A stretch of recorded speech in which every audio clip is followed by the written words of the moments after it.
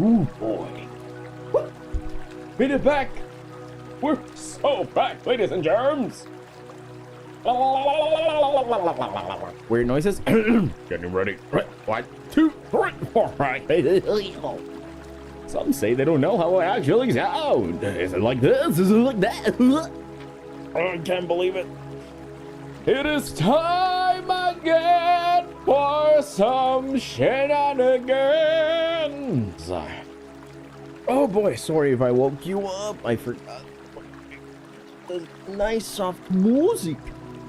Let me turn all of this off. How are you guys doing? Hey JJ, welcome in, and hello Lum. Adorable. Hey Pixel Animation, hello. Yeah, perfectly in time, I might say. Oh gosh, so happy to be back. Okay, let's put the chat here so I can see you guys. Oh, you guys. I don't need any of this, so I don't have to see it. I'm just gonna put you guys there. I'm gonna put the sources. Wait, first. The OBS here is so... OBS is so sticky. It's a really sticky window. Let me minimize this because yeah, just stuff up. It's good. It's fine. Let's put the audio of this thing a little lower because we don't need it to be that loud anymore. We're waking up. Actually, let me turn it completely off because we can go back to the normal background music. You know, it's an experiment that I've been trying to do right now. That and I put a poll if you guys want to see. I have a poll on YouTube right now on the community post, because I'm having a little bit of a trouble. If I put music on the rest period, it might be violating fair use stuff, you know, because I'm putting music in its entirety on a period of silence. But if I'm talking, you know, that's transformative enough because I'm using it as a background noise. I'm not trying to monetize, or I'm not monetized, but you know what I mean. I don't have the stuff there. Okay, so no, okay, never mind. I'm gonna put this one instead. Where is it? Oh god, no, not this one. God, I wish I could put some symphonic metal in here. But no, let me duplicate this. Oh, I turned that off. I'm a dummy. I'm a dummy. Okay. Reopen, close tab. That's the Zen music, but I also had before more electronic stuff. No, not this. Quiet, you. That's not what I wanted. Duplicate. It really sucks that my mouse doesn't have a working right mouse button. Like it just doesn't work anymore. I don't know why. Same thing with my keyboard. It has some issues. All right, let's test the.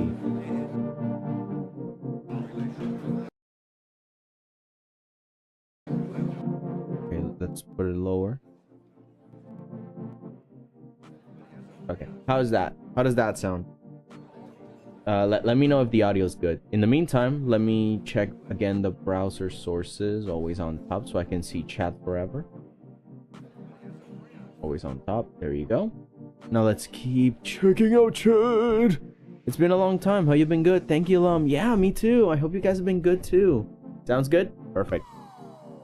I like the white noise you put. I actually kept that on lovely. Oh, nice. Perfect. So that's okay. Oh, so actually, okay, so at least for the time being, when it comes to us resting a little bit, I did want to put something relaxing. Let's turn all that off, and let's turn this off. Yeah. Hi. I'm here with the good news. I'm a food. Hey, where am I? Oh, here I am. Yeah.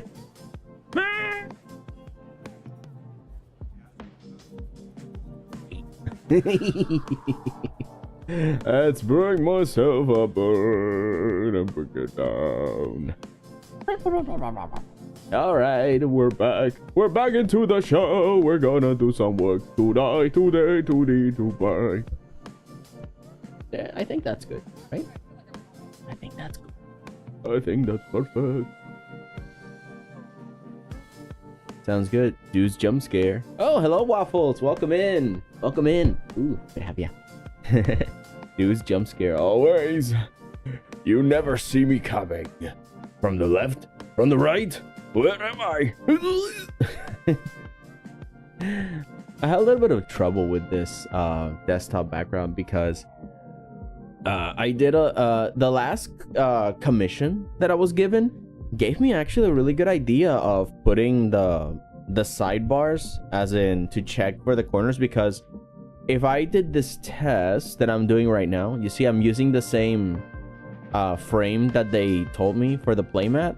Of course I need to make a custom one for desktop art, but you see how the taskbar here kind of takes a chunk of the image, and I like this idea of these guys looking at this a spooky imagery. You know, you see like there's like a field and there's like these two dudes looking at this shiny bright thing, but it's completely lost when we put it into the desktop, and you know, most of the mystic grounding element literally is kind of blocked off. So I think while I thought this was finished, I might need to shrink it so that it fits on these borders. Not completely, but at least so the focus doesn't get messed up by the, you know, by the bar at the bottom. And I'm going to use this for everything else, for all the other things. So let's actually begin. Let's begin this. We have a little bit of time. We're going to just hang out. Actually, I'm curious. Let me check with my headphones. It's just that my first headphones got messed up and I can't really measure. Can't really test the sound anymore.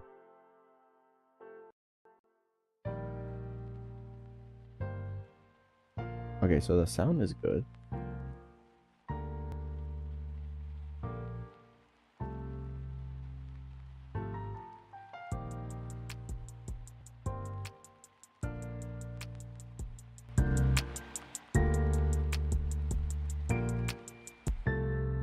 Okay, there we go. Everything's sounding good. Everything's... Oh. No, hang on. It detects that it's a little bit too loud on the... Oh, yeah, it was fine before. Oh, it's kind of weird. It's kind of cutting off, isn't it? Let's refresh that.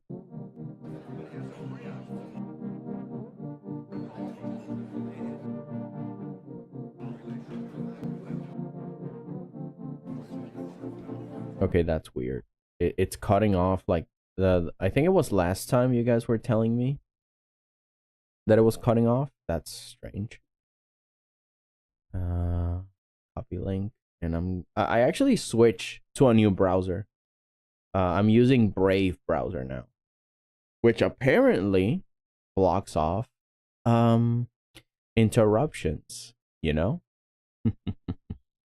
If you know what I mean. Okay, let's see. Let's change the audio, browser audio source. Let's bring it all the way to...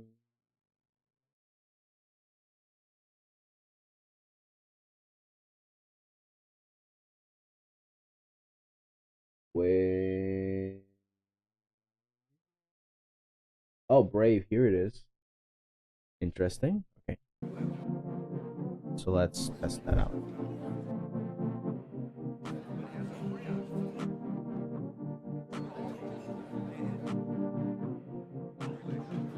Yeah. Headphones. Connect to the computer. I want to measure the sound. Why are you not connecting? Okay. Let's see. Man, this thing. Connect. Finally. Okay.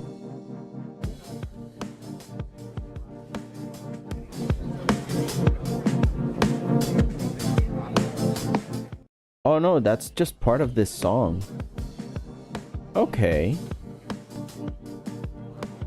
Okay, so it's just part of this song that it just...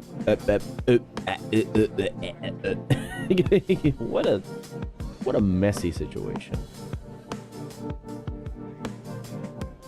Okay. Let's, in that case, just grab the other one. That was a lot better. I wanted a little bit of variety, but fine. Let's just use the original one.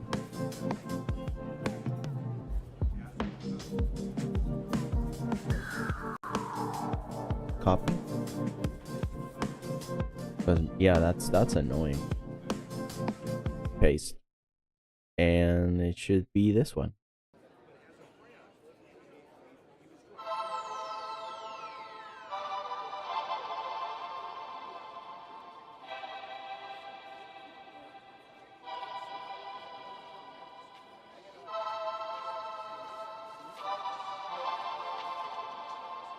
Why does it cut?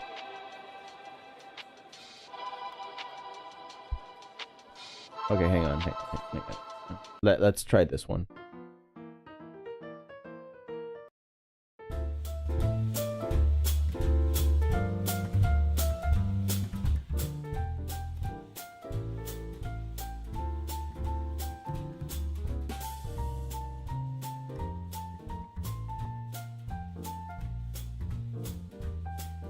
Am I crazy, or is it the headphones? Hang on, let me turn off the headphones and let me try turning this off. Give me a second.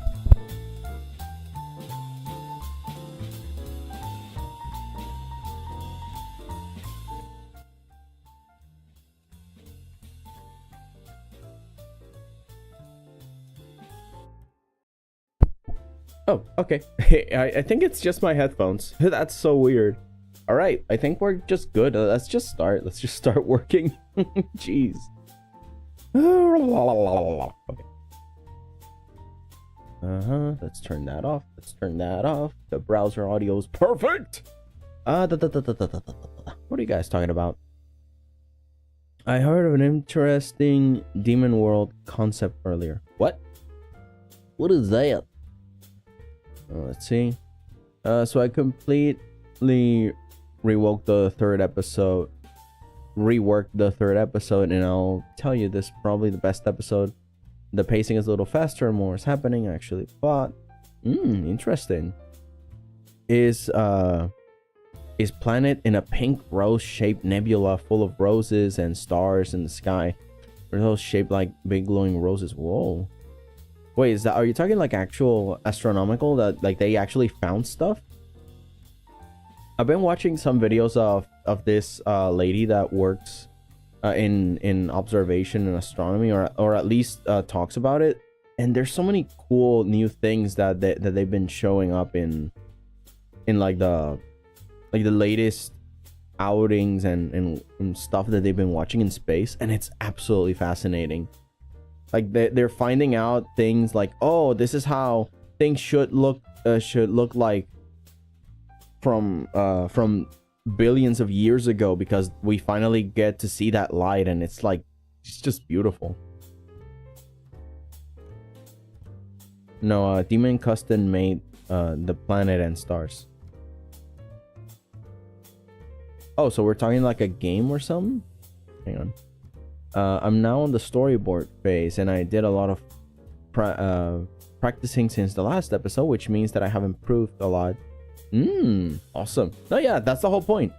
You gotta make projects to practice and make the next ones better. Yeah, you're doing good.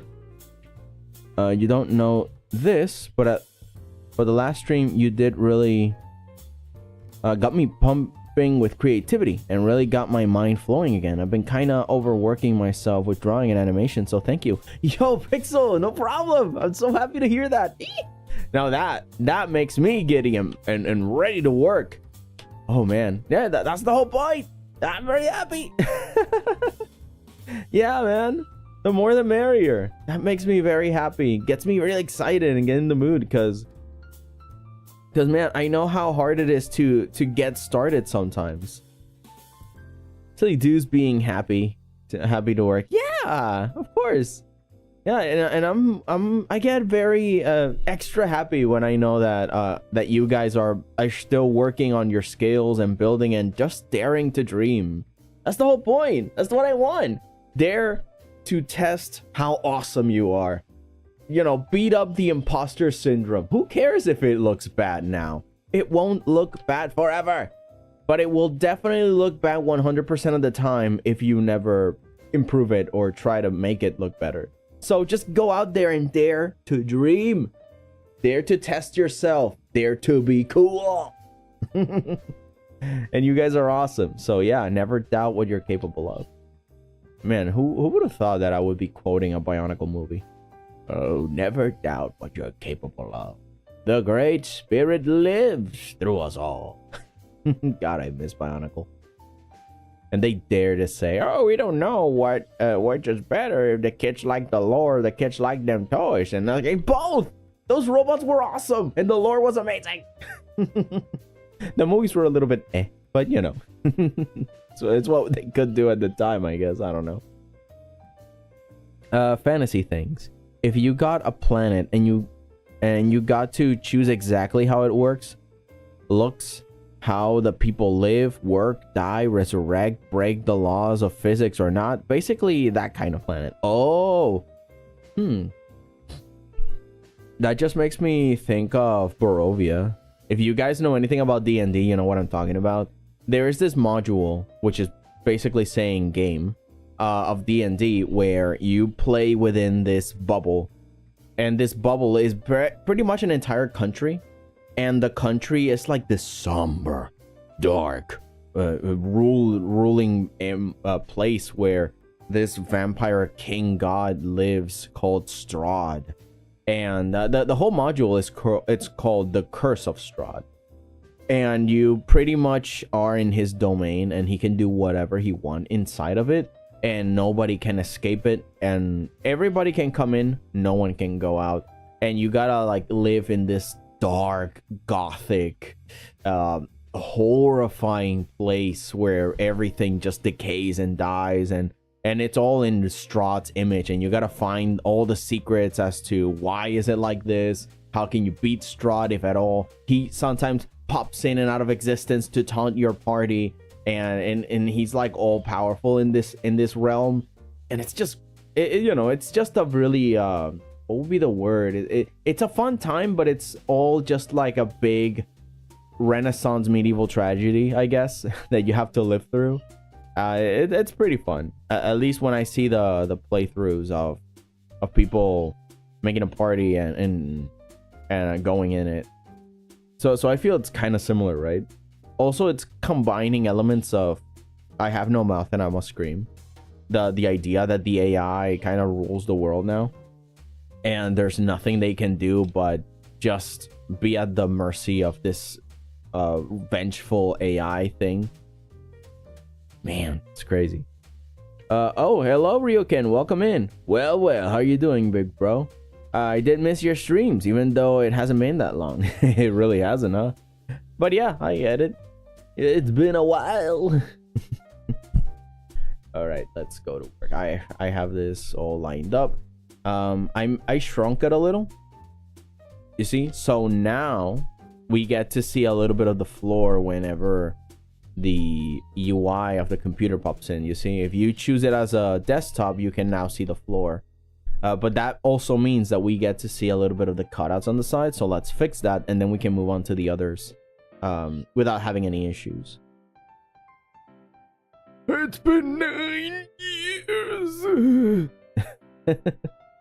I've heard of him, I think. I have not been able to get a hold of any D&D books here. But the nurses have asked the library for me. Interesting. Good, thanks. Hello, JJ. Yeah, everybody's well acquainted and nice. Good, I like that. What layer am I? What layer of reality am I? Okay, I think I'm just in the dark section, so I'm just gonna make this black background pop in. There you go. I don't think I need this one. Yeah, no, this is where the sky is. Oh, okay, so I don't need most of this. Okay, this is fine. Up until here, oh god, I think I can just airbrush this.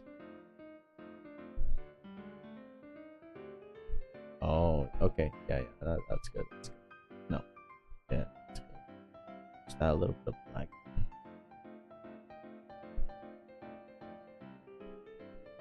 Yeah, okay, and we can add some white soft brush, so it's a little bit of gray in the sky, so that I can blend it in. Because I want a perfect blend here. Oh, this one's gonna be a little hard because it's textured too. So maybe what I can do, let's put a mask on this, and with the blur brush, let's soften those edges, because behind there is there's color and stuff. There's not enough texture, but we can fix that in a little bit. Let's just blur those edges.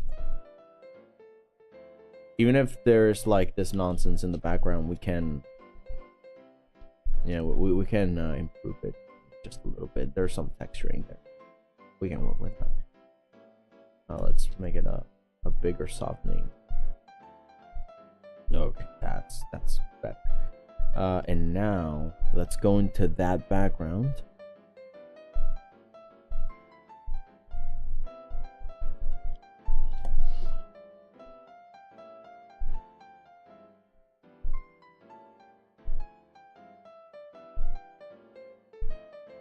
Let's kind of try and match it with white and black first.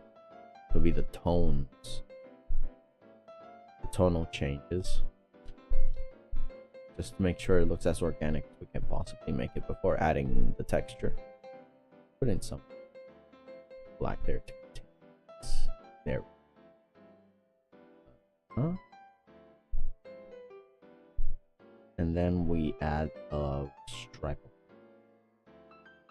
No, but we need, yeah, I'm gonna have to use this.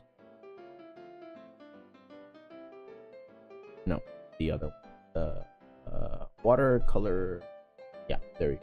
Because that way we can be soft, but also have that straight line that it has.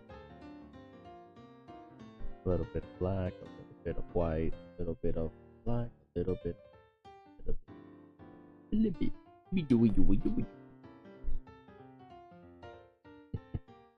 We're kind of faking it here till we get. It's a little bit of a distraction, so nobody notices the edges. But because all these changes are a little noticeable, let's make it a little bigger. And I think now we can start adding a little bit of more texture. So let's make this brush a little bigger and start.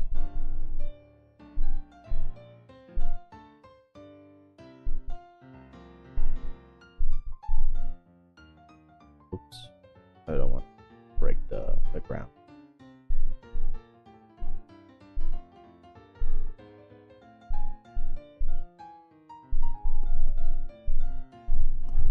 I want to match it so we don't see this line. Like, you can definitely see the line there.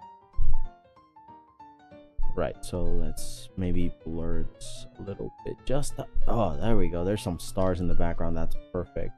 Thank you, past me. Yeah, there you. It blends so good. Okay. Oh, King Ashura, welcome back. I haven't seen you since last stream. Okay, hang on. Let me see if I have. Let me see if I have it here. I think I did keep.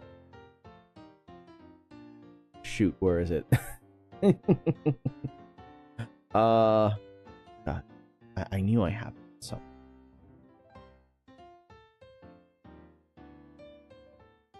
Okay, since I'm not using this, let's just.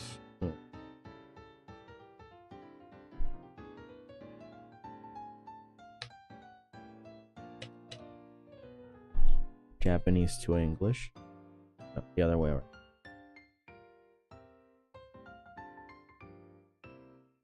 Hello, how are you all? Ooh, I'm doing good, Ashura King. Welcome in. Happy to have you. Happy to see ya. Okay. Copy paste the second message. I can't speak English, but I can understand some English. Ooh, okay. No problem. Pixel animation says that's okay. All right. And oh, geez, welcome in. Happy to see ya. How are you? And don't worry, King Ashura. I'll try my best to use this translator so I can see if I can understand you. But I'm really happy to see ya. I hope you're doing okay. How are you? How is everything? Okay. So let's go on the outside here and maybe blend it a little more. So even though it's textured, we can kind of... The thing I don't like about this brush is that it's pixely, see? So some stamp brushes will have this pixel edge and it's not really good, but you know, you work with what you have. In any case, it's not completely unusable. We just need to be a little bit clever with it. So let's add some. Let's add some white. So it's like there's like a cloudy element, but it's not too dark and it's not too bright.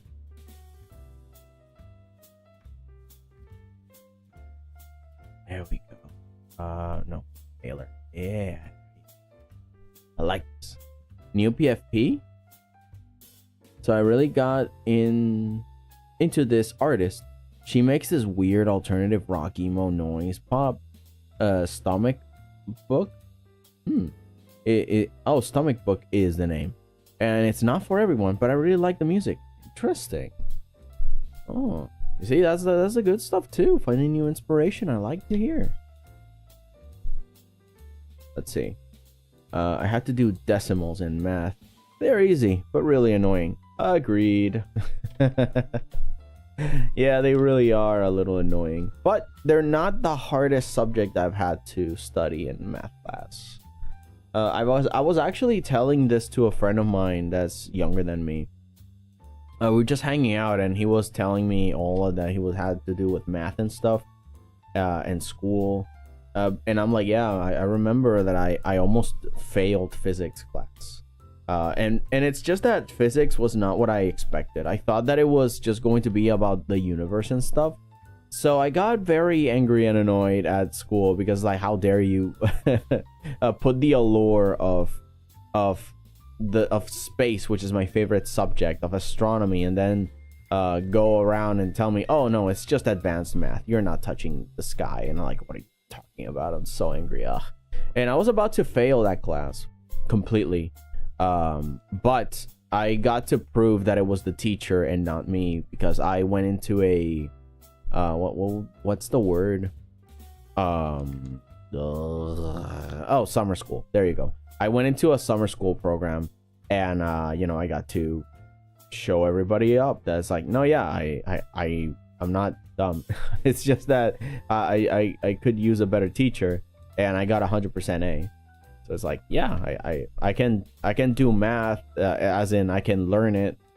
I don't quite remember what I did, but I bet I can learn it again, because it's like a game. It's pretty fun, and I enjoyed doing it. Eventually, I found my groove, and I really liked doing it. It's really fun.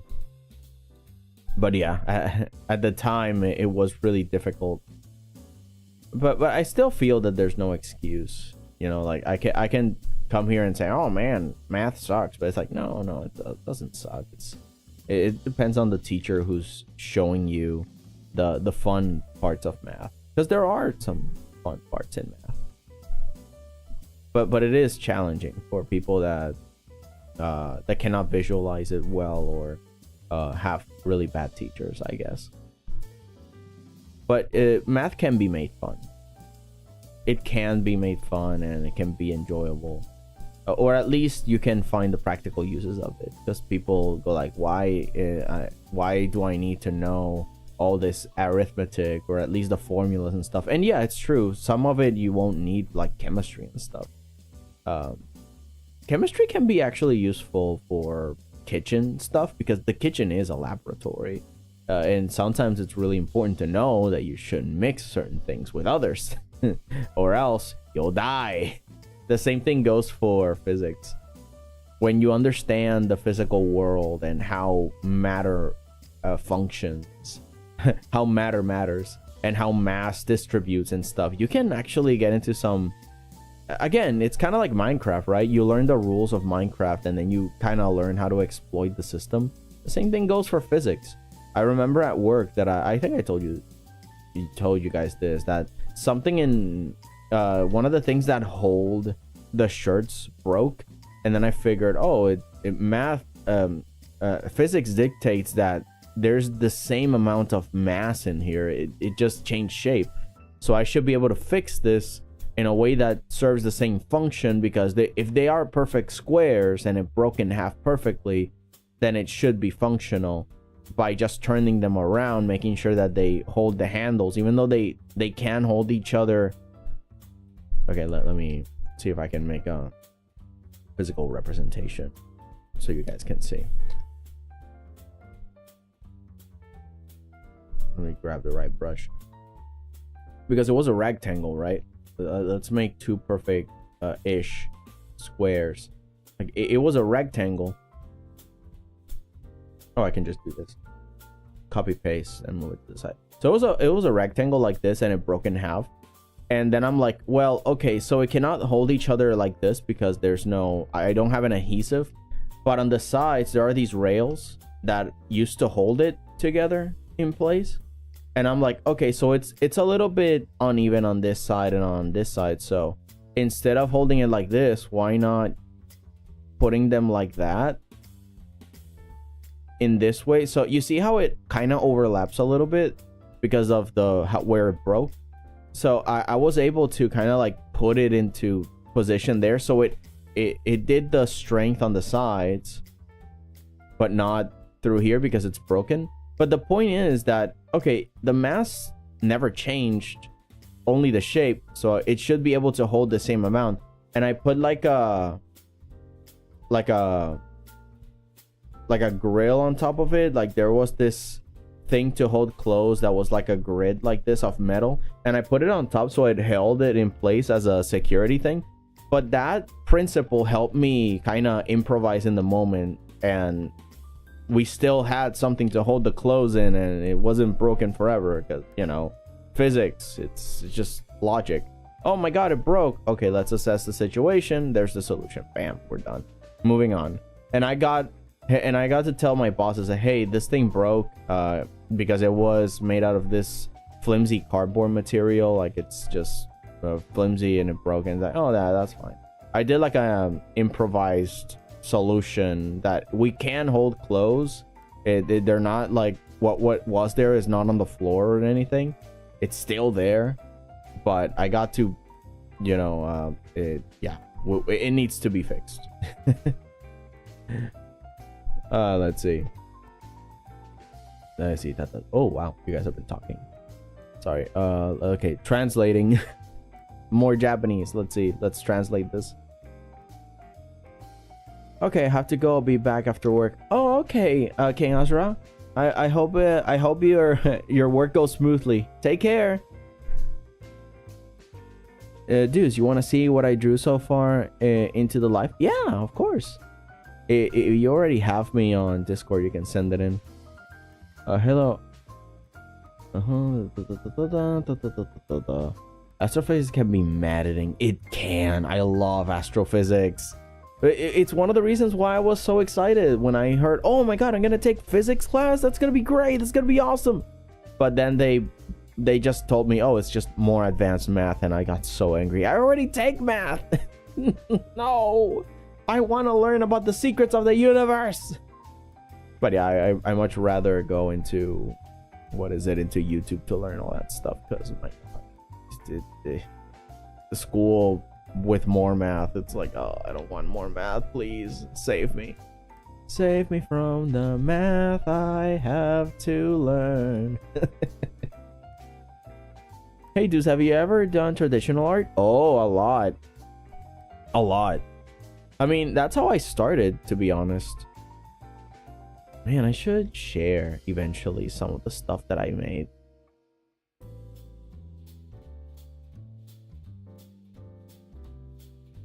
Should I? Right now, live? On stream? In Minecraft? Okay, hang on, let me show something. This was a thing I did on 9th grade. Okay, let's see. I'm not a good painter. I'm not a good painter, but let me show you something. Be right back. Be right back. Give me a second. Hang on a second. It's gonna be silly. It's gonna be funny, a little silly. I'm gonna get a little bit. I ain't from around here. I'm from another dimension. Gonna have a good time.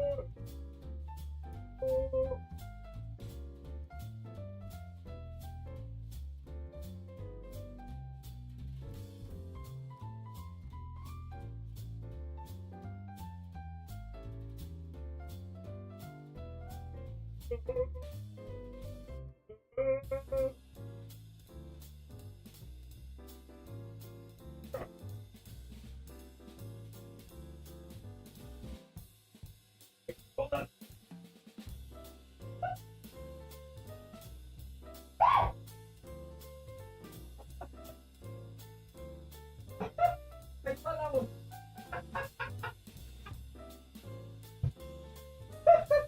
I thought that was a bug. Jesus Christ. Okay. Oh man. Oh, where's my sketchbook, dude? Oh, here's one. Oh my god, that was scary. Oh my god, this hurts. All right, let's see. Oh wow, this is old. This is, oh geez, this is like 5 years ago. It's been so long since I've actually done any traditional art. Okay, let's see. This is one. Anything good in here? It's just that once I got into digital, it became a lot easier to sketch. So I kind of stopped sketching. But yeah, I got like a bajillion sketchbooks. Man, let me see. So many things in here, but where's the good art? Because I did a lot of sketching, but not enough good stuff.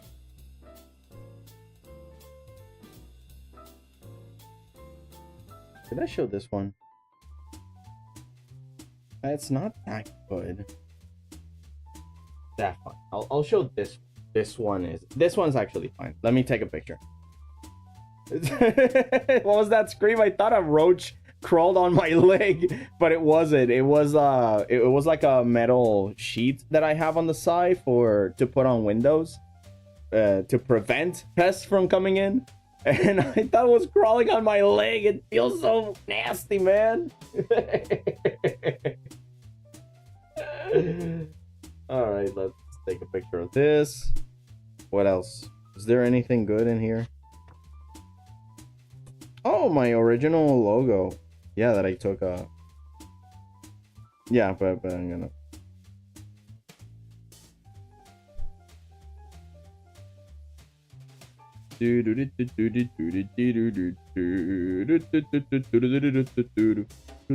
Wow, memories actually.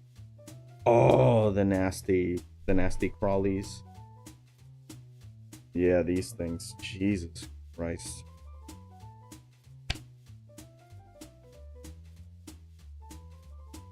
You know, so the thing is that when I was in high school, I actually was trying. And like in a way, I grab a pen, right? And I was like, I should be able to make a drawing without having to, like without having to sketch a lot. So I try to get used to sketching with pen and no other sketching, just quick and easy stuff. And it turns out it's really good for monster design. These aren't my best, but I'm gonna share them with you guys anyway. So let me just, I'm gonna send them through my messenger from my phone, and from the messenger I'm just gonna pass them in. Where's my messenger? I'm passing the pictures to messenger. Oh, actually I should go to my gallery, recent, select all these. So these are like a mixture of high school art. They're not the best, but I guess there's something. Because I could be here like a 10,000 years just sharing old art, but you know, we gotta move on. There's all the paintings that I want to make today are for the Ko-fi shop. Which, by the way, should I put some color on this piece that I'm making right now? Or should I keep it black and white? What do you think would be best to have as a desktop background? Also, hello, Foxy. Or should I say now, 𝐀𝐫𝐭 𝐒𝐭 𝐀𝐫𝐭. I don't know where the accent should be. Welcome in. Happy to have you. How are you? How's it going? Okay, so let's bring... Okay, so there's this painting. Let's take a screenshot of this. God, this is old. I'm not really good with acrylic paints, but I was actually a little bit decent with oil. Oil painting is so good, dude. Okay, let me... I'm gonna open my meme file so that way we can just hang out. Oh, Blanca, welcome in. How are you? Yo, awesome. Happy to see you. I'm sick. Oh no, not you too. I mean, I'm fine now, but yeah, I got a little sick a while ago. Oh, these are the icons I did for the thing, you know. Let's delete this, paste. Okay, so there's this painting I did a long time ago. It's not my favorite. I don't mind if you want to call me Foxy or She's Beth or She's. Okay, I'll call you Foxy because that's what I remember you as. Unless you change your name again and there's a little bit something more fluent that I can call you. I normally just stick to the first 3 letters because I cannot be bothered to remember a lot of things. I'm sorry, my brain is mushy. Okay, let's see. Do's old art? Yeah, Do's old art. Set up a hand cam and traditional art stream. Actually, I've been thinking about that, you know? That could be an idea.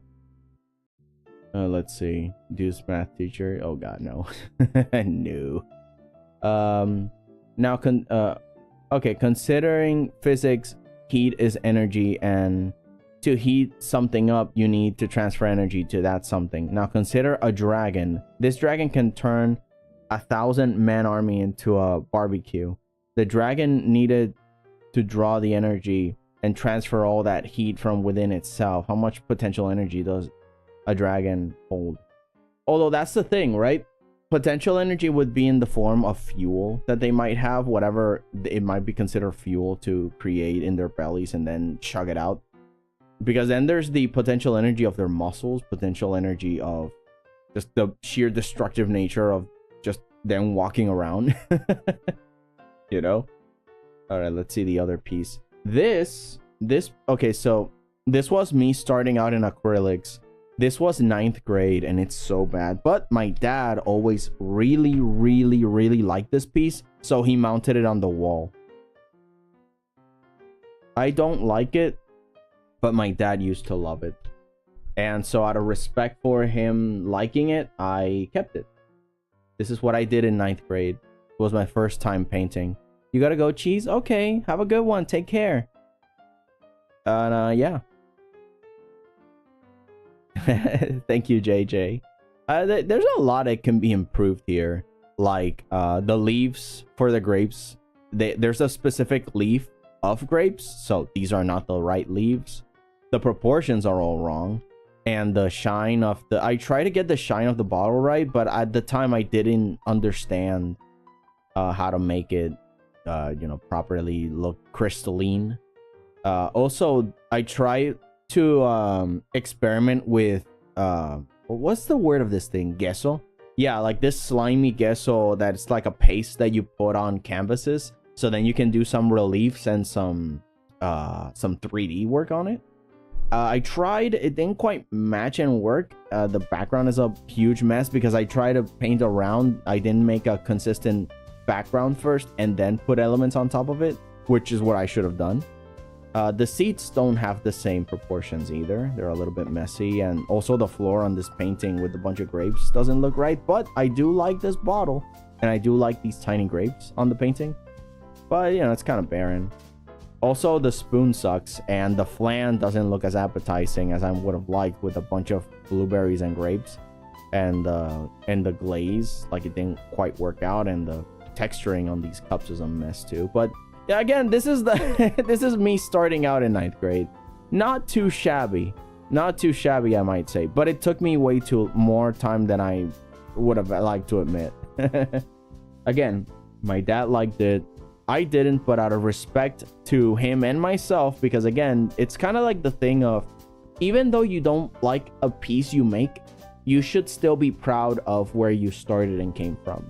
So stuff like this is good to not destroy. It's good to keep them. I myself still have the first comic I ever did, and it's just so dumb because I thought that every panel should be a page, so every panel is a page. Jesus. Oh man, and it's got the cringiest Spanish dialogue anyway, but again, from humble beginnings. Yummy spaghetti, that's meant to be a flan. That's no spaghetti, that's flan. I keep spelling it wrong. What? Like, compared to my art, it's like a Mona Lisa to Peppa Pig.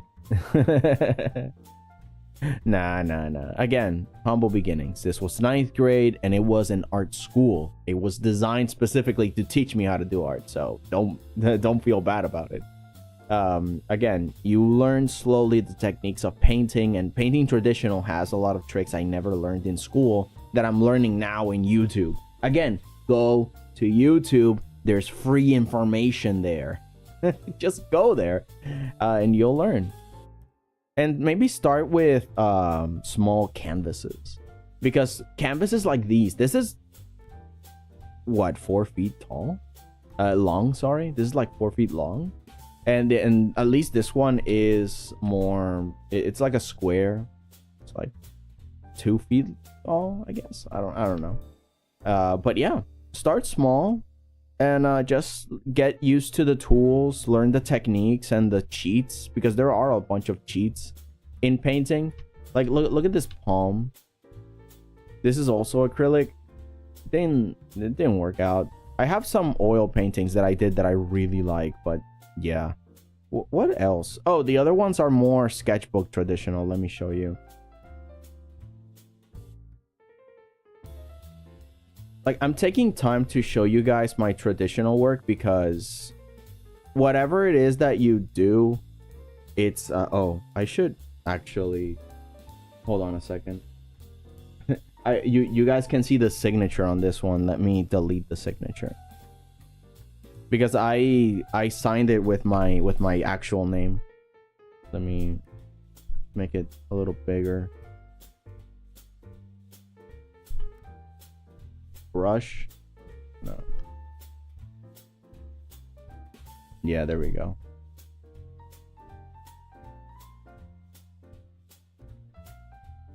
There we are. Okay. Let me turn back the video. There you go. This one's one that I did traditionally. with pen. Yeah, as you can see, there's like the pencil on the background, but then I decided to make it a little bit more impactful with the ink because the anatomy didn't quite match up. A friend of mine had this idea of a skeleton being controlled by a calamari monster. So I made her like zoom in and crush it with a bunch of bones spilling out. So I was studying like impact frames and just studying up on her own anatomy. Kind of like a Spider-Man thing, but also exaggerated proportions because as you can see, her shirt is pulling up. Her leg is stretching way too much. But again, it's all in the service of the impact frame. Actually, the impact frame should be a lot more powerful. And her leg should be like way down here, like crushing through the rib cage, and she should be lower. But for the sake of us seeing it, you know, and maybe the monster's a lot hardier. So even though she's zooming in and it's crushing already, but at least there should be a lot more splash, a lot more impact down here. In any case, I'm really happy with how it looks. Like, I'm actually very happy with how it turned out. But yeah, I have a lot of traditional painting and art pieces, and I have so many sketchbooks. Actually, I have another one that I wanted to show you guys, which is me practicing with ink. Oh, never mind. Hang on. There's another sketch that this one's actually pretty good. I like this one quite a lot. Hang on. It doesn't have my signature, so it's just fine. These are some comic book characters that I was developing a while ago, and I still am. It's just that I wanna, you know, I'm a little scared that people steal them. So in any case, this one's not that important. But the point is, I was trying to learn moving actions. You see, like the smoke, I wanted to make it clear that she's getting very ready, she's tensing up. The pose, the environmental special effects, I needed that impact to be. And then the motion of the ball moving across this scene, it's like a frame of animation, but it's only one picture. You see, so you have the glass moving in this direction that connects with the explosive hit of this ball and the trajectory. So you can kind of understand what is happening and why is he tensing up, because something just crashed through his window. And there you go. That's what I was practicing. That's fucking fabulous. I don't know how to spell it. I'm confused how people can paint so well, because like I suck at painting, because I'm way better at sketching. No colors, just pen with an artist style, because I'm still learning. I'm considering art for a job. How? That's the thing. It depends on the materials, because it turns out that what I do with pen and what I do with oil paints is so much better than acrylics, because acrylics are much harder to blend colors. So studying color blending, color theory, and actually making good shapes and working with the material is so much harder with acrylics than it is with oil paints. So I suggest, you know, try with acrylics for a while, but then go into oil paints. It's gonna be so much better. Although, keep an eye that oil paints are a little bit dangerous to work with, not too much, but and also a little bit more annoying because they're based in oil. And to clean them, you need a paint thinner, which is something that cuts the fat of oil and allows you to clean your palette. But what you could just do to not have to buy the paint thinner is use a disposable palette, like, I don't know, like aluminum foil or just a paper towel, and use that to paint on top of, you know, and then use the paint thinner to clean everything else. So that way, even though you had to buy a paint thinner, everything else is easier to clean. And there you go. Yeah, just if what you're doing is small, you don't need a huge palette. Like, what are we talking about? Let's not waste time cleaning. You could just throw the thing away, and so long as it's not a big investment, you know, like having to throw away constantly a bunch of material is pretty wasteful. So maybe just make a makeshift thing that you don't have to clean at all, like a big cloth sheet palette, and just leave it dirty. Like, who cares if it's full of paint? But yeah, it might be a little bit hard to mix colors though if it's already colored surface. It's a lot easier to work on a white surface or a mid-tone to mix colors. But in any case, oils has always been a lot easier for me to work with, and that's what I recommend. Start with acrylics because they are a good start where you have to be forced to learn the stuff. Oh, and the other thing is that the paints you buy are just as important because it's really hard to get into a color. Like, if you want to mix a color to reach another color, it's so difficult if you're not using the right tones. It's like it's gonna be impossible or near impossible to reach a certain color if your starting colors combining are not the right ones. That's just facts. So study up what are the most convenient tones for you to buy. And sometimes you don't need to buy all the colors. Just buy very strategic colors like the primaries and secondaries. And from there, just start mixing colors and you'll reach everything else. You don't need to buy every color in the rainbow. Unless we're talking like very special metal colors or neon colors that you cannot make those effects yourself. And there you go. Kalamaru, what's that? Yeah, I don't know. That's so silly. The characters aren't mine, actually. At least these two are not mine. They're from a friend, and I was actually trying to make some concept art for him. And in this case, these are mine. These on the right are mine. Yeah, this interaction. I wanted like a brotherly bond between these two. Like, he's more stoic and she's a lot more younger and free and peppy. So yeah, crash. Be right back. We'll be gone for hold on to check. Okay, I'll be gone for 25 minutes. Okay, Foxy, I'll see you then. Even though I am the 4th best drawer, once when I was in Halloween event, someone paints a pretty drawing. They get like 2 big Milka boxes and Oreo flavored. Mine was crap and messed up. I didn't even work on my Halloween design because I used paint and it looked pretty, but my drawing didn't even come to the event. Oh, that's really bad. I'm so sorry to hear that. But again, there's always going to be someone better than you. And instead of feeling threatened by that, I like to feel excited for that. I love to feel excited because you have people that are better than you, right? That means that there's a lot more to learn, a lot more to improve. And hey, I'm human, right? I'm a human and they're a human. You know what that means? We can go through the same types of training, or at least we have the same potential. We have the same tools, right? We have 2 hands, we have a brain, we have eyes. So what I have to do is train myself in the way they got trained, or at least find out what they did to get that good. And guess what? You will improve too.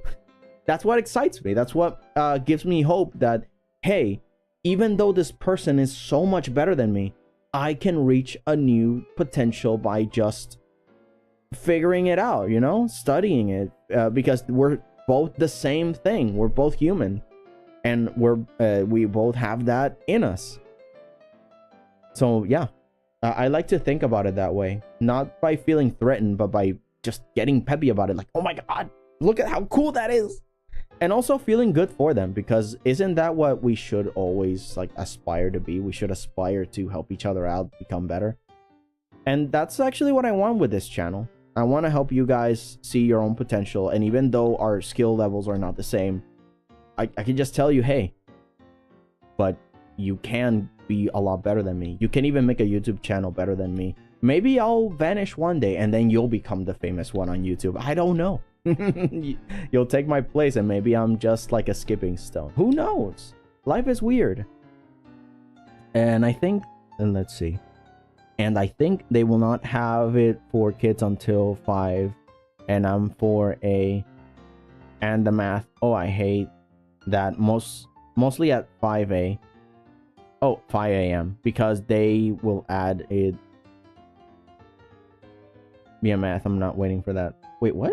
Are we talking about the art pieces or are we talking about math? I'm confused. And I think they will not have it for kids until 5 a.m.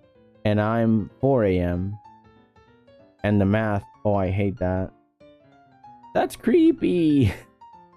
Like now we are at the drawing, and oh boy, I don't know how it works.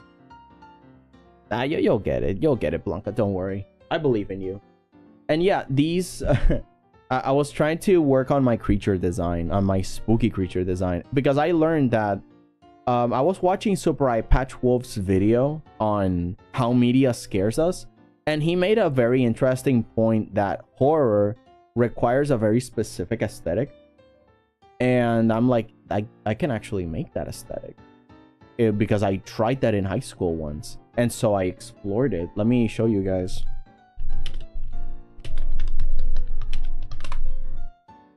He actually made a really good point, I think.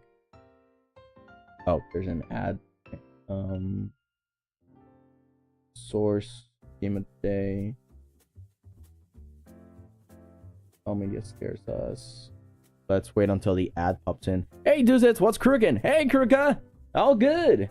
I'm just showing you guys a few things here and there. I was showing because I think it was Cheese that was asking if I did some traditional art, and I was showing off some of my old traditional art, not too many, so you don't get too out of the loop, you know. But yeah, I've done some drawings and also some paintings. Oh, there you go. You sent me some stuff. Okay, let's see really quick. Those horror drawings are amazing. Thank you. Yeah, I was actually working a lot on that because I like horror, you know, and I wanted to learn a few things. So, shoot, those look neat. Thank you. Oh wow, JJ's drawings look really nice too. Do you mind if I show your drawings, JJ? Is that okay?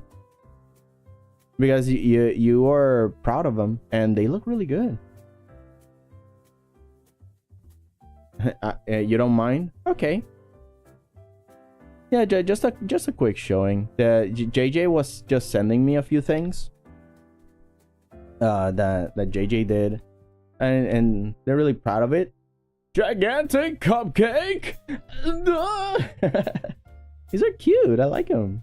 All right, let's see the other one. Oh, these are cute too. Emoji faces and stuff. Hello. I've been seeing you guys on the Bun server. Oh, an update on the page. Bet. Okay, let's see. What's the update on this page, on this his house? Oh, confusion. All right, let's see. You see, you guys can start out really simple, really nice like this. Yeah, I like it. Now let's see. Never mind. You took the unfinished one. Oh yeah, JJ, those look nice as well as a comic. Yeah, I know, right? You see, you guys can start simple. You guys can be like that and improve your skills slowly. Yeah, I mean, look how cute they are. I like these color combinations. The blue, green, and cyan with purple. Oh god, and the red too. Okay, let's see. What am I? Oh right, I wanted to show you guys this thing. Because he was talking how. Okay, here it is. This is the part. He was mentioning how us artists and animators are mostly conditioned to work things that look cool, pretty, or cute. But when it comes to horror, you need something a little bit more visceral, a little bit more messy and unknowable, or at least dirty and grungy. And that tone I never got from anything else. And it's like, yeah, that's true. True horror requires something like this, something more uncanny, something a little bit more undefined. Still solid shapes though. You can see that this sketch has solid shapes. You can tell when something is bumpy, when something is like a cylinder, when something is like a mass of something. But that's the thing, because of the texturing, we don't quite know what it is. Is this cloth? Is this flesh? But with this lady, of course, there's some analog that the skin is sort of dry, and very messy, and we know what this feels like to touch.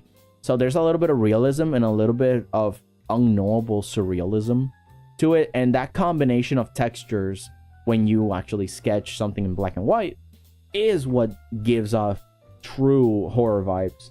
So when we go back to what I did, I thought that's pretty much what I can do. Like if I make a bunch of textures like this and focus on that uncanniness and fogginess, and also the texturing of really grotesque things that you can kind of feel when you pass your hand on it. Like, you know what passing your hand on this row of teeth feels like.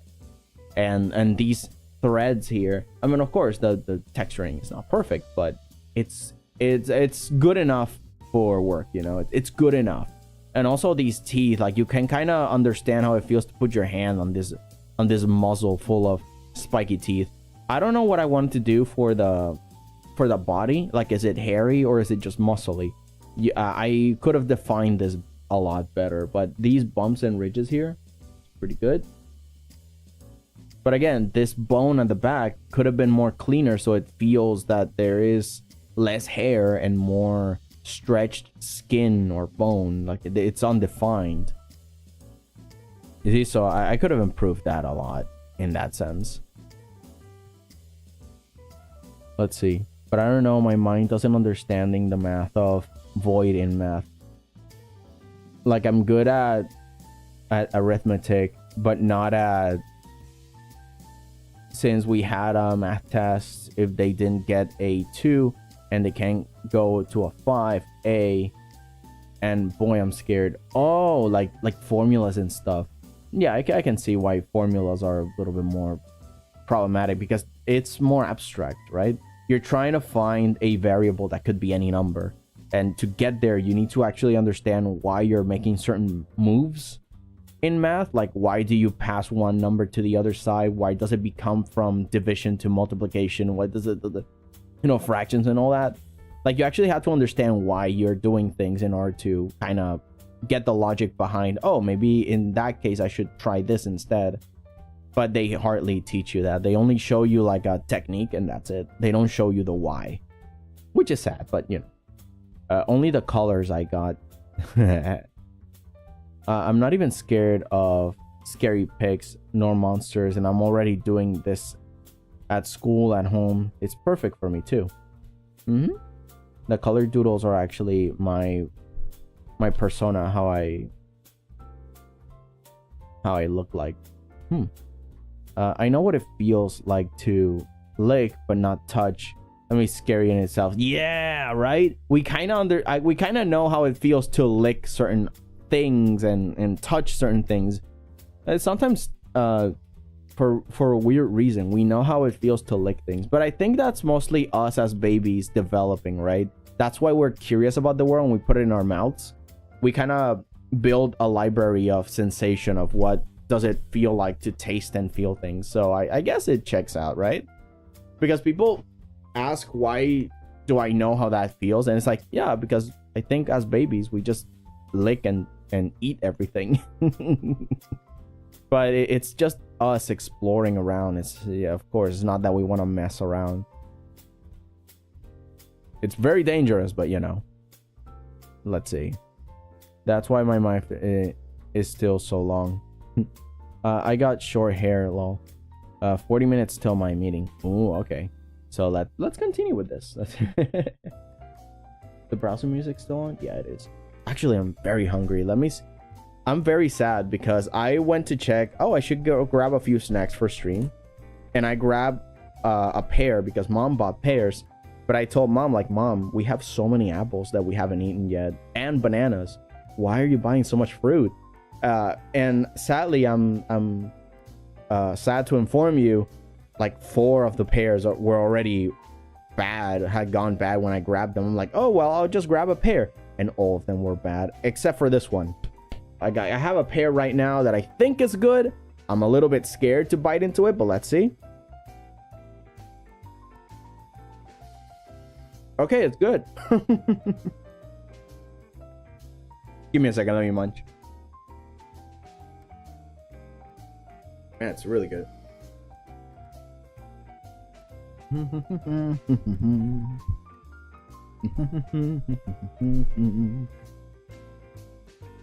Drinking some water.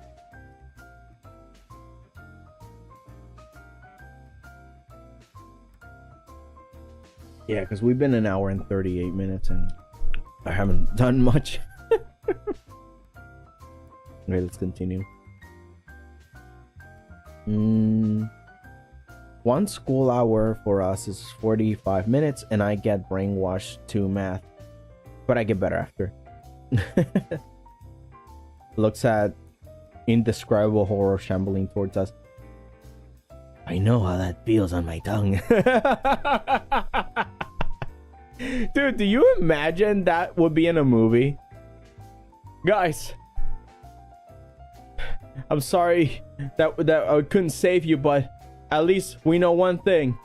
We know how it feels like to lick that monster, right? We all can agree with this, and everybody's like, oh yeah, sure, yeah, we know. Oh my god. Jeez, man, that would be terrible. Ugh. Like, I don't know, Freddy Krueger comes in and it's like, oh man, those are nasty fingers. But we definitely know. Ugh. Oh man, what a bloody mask. That's terrible.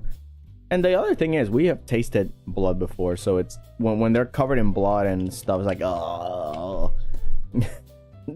Gross. Oh yes, back. Welcome back, Waffles.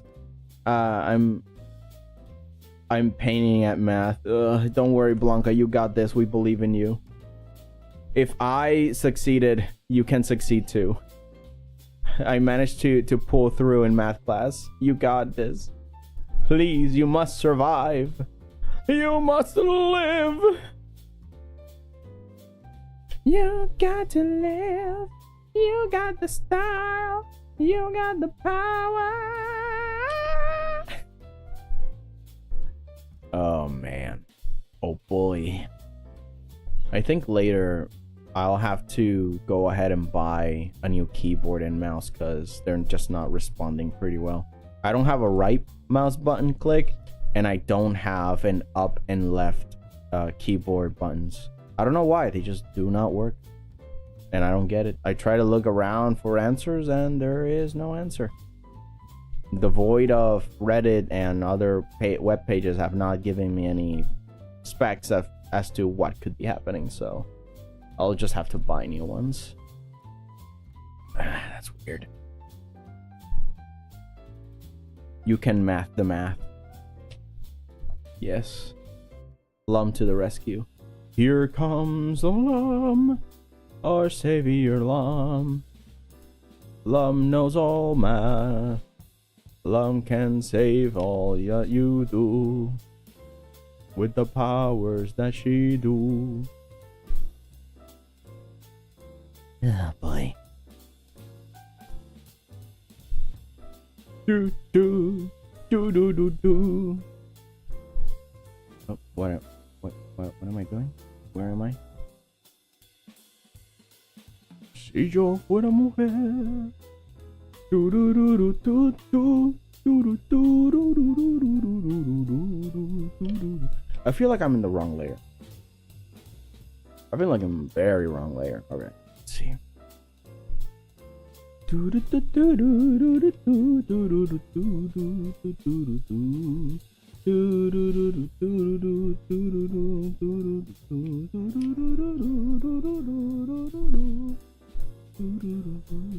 Yeah, I'll just paint over it. Yeah, there we go. Okay, so just grab the right color. Nope, a little bit brighter. Nope, too bright.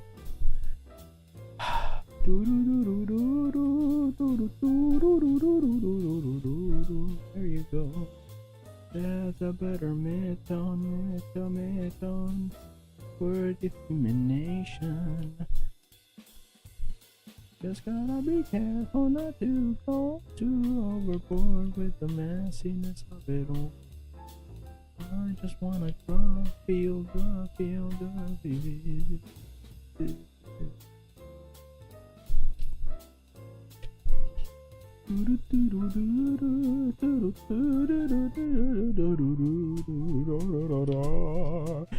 We love Wilkins.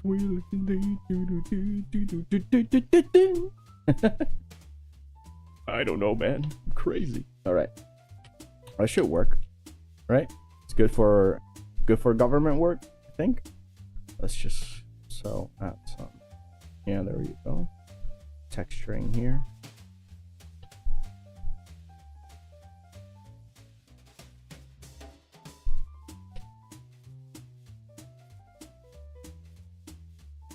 Sometimes I'm alone, sometimes I'm not, sometimes I'm alone.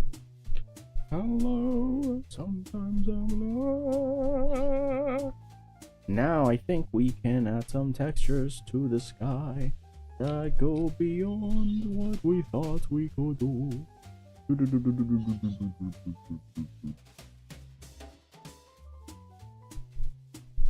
Okay, there we go. Now we're blending it in. Now we're adding some stars in the sky.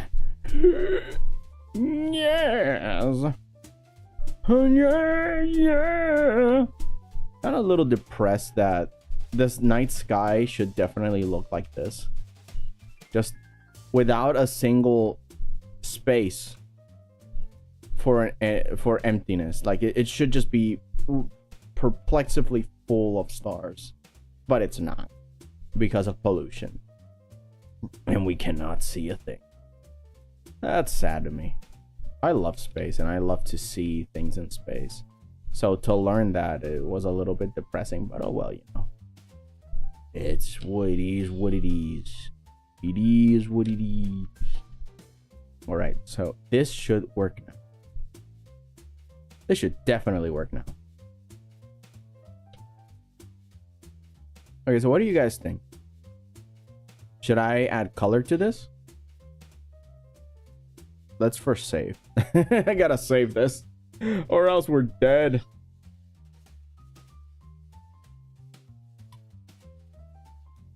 Let's see.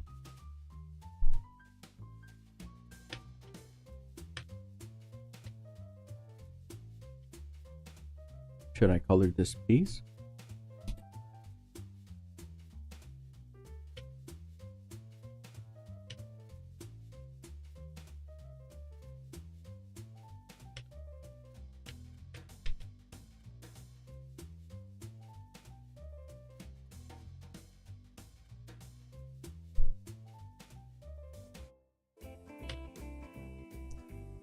See?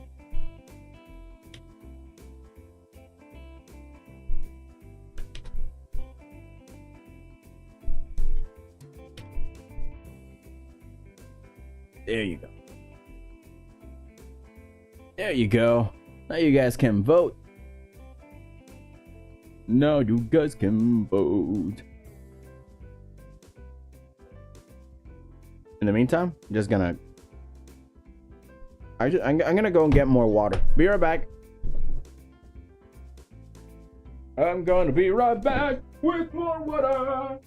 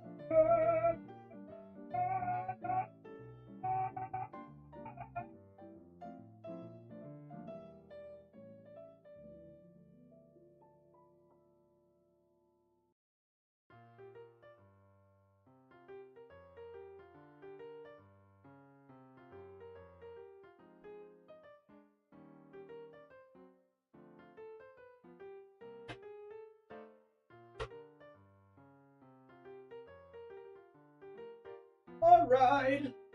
Got more water and I refilled the filter. Because we have like this jug that's a filter. And we definitely need to refill it every so often. And then we put that on the fridge. So then the filtered water gets cooled. Coughing rapid. Oops. Dude sounds like a man yelling in the background and then get cut. Oops. Does it cut? Oh man. Let's see. 3 votes. Grayscale and colored. All right, bet. In that case, I'll have to color this later because I want to move on to the next one. But I will keep that in mind to color this later, or we can color it in a different stream together. Yeah, we can move on to the desert scene. This one's gonna be a little bit more complicated though. But actually, the other ones are my favorite to work on, so I'll just save the best for last and work on this one to finish it off. Okay. These are gonna be the. Oh, this is not bad actually. So we can start adding to the dunes. Let's put this on a group and let's begin. Let us begin, shall we?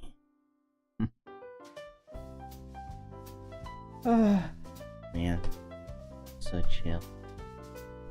Oh, the right brush. I want a solid color.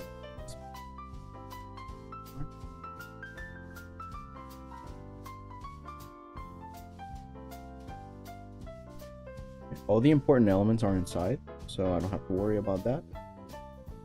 Let's still make this a little bit transparent. But I can still see the limits of what I need to do, but not enough to completely shatter enough. Oh. I should keep this charging if I'm not going to use it. The charger here. Boom. Got it.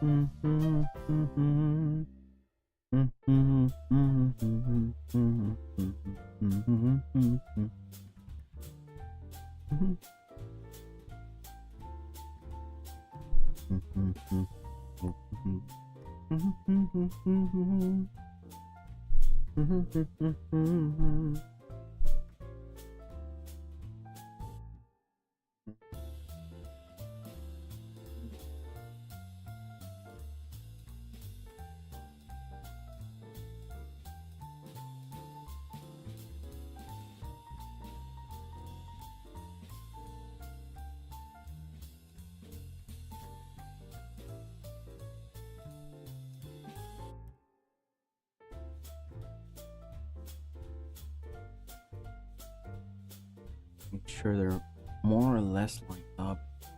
I want to sell that illusion.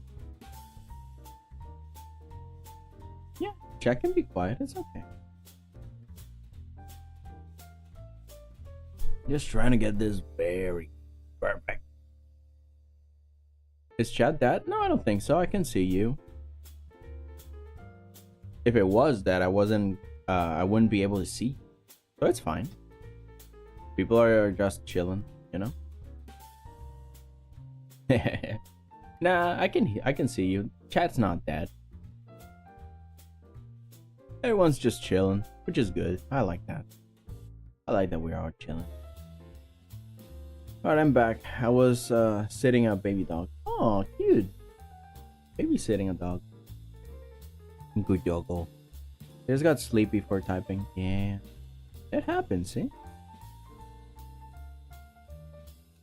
I don't mind that chat is a little quiet, because sometimes I chat a lot in other people's streams. Like, you see me constantly talking and yapping. But yeah, sometimes I just want to play a game and have the person in the background just talking, you know? So it's all good. I do that too. I usually just talk for a while and then walk away, and then I come back and talk some more, and then I go away again. Like, it's fine.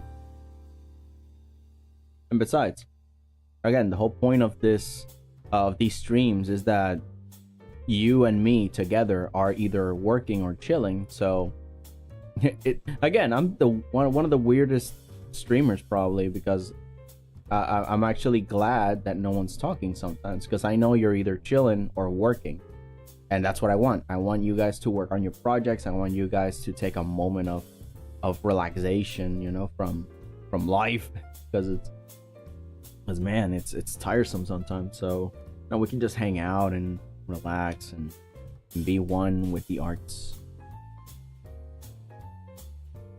And sometimes I get quiet because I really want something to look perfect, and I just stare at it for a while. I don't know, because normally I work in silence, but I think that's the problem, because then I get distracted by watching videos, and then those videos turn into me playing games, because man, I deserve a rest. And it's like, you haven't done anything, you nincompoop. So again, I do streams to put myself accountable because people are watching. So it's like, oh man, I really should be working. Oh man, all right, I'm gonna work. And then I work, and it's like, oh yippee, look at all the stuff that I've accomplished. And it's like, yeah, because you were working. Don't stop doing that. Don't start working. Alright, let's erase. Oh, let's make a mask, actually. Put a mask, and slowly, softly, gently erasing that mask so it blends in with that background. There we go.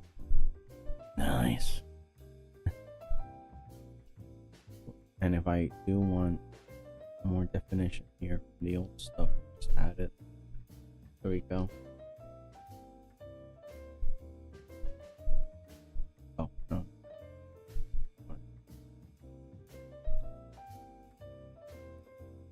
So now I can make a little bit more mixture to blend it properly, a little bit better with the old and the new. So it looks seamless. It doesn't look like I own here. Yeah. And then this.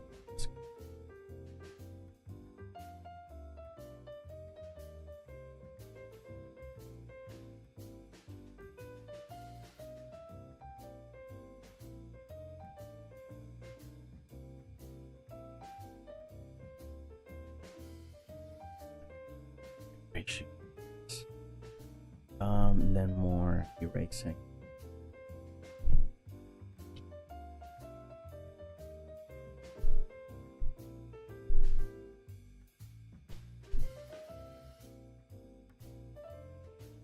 And then back.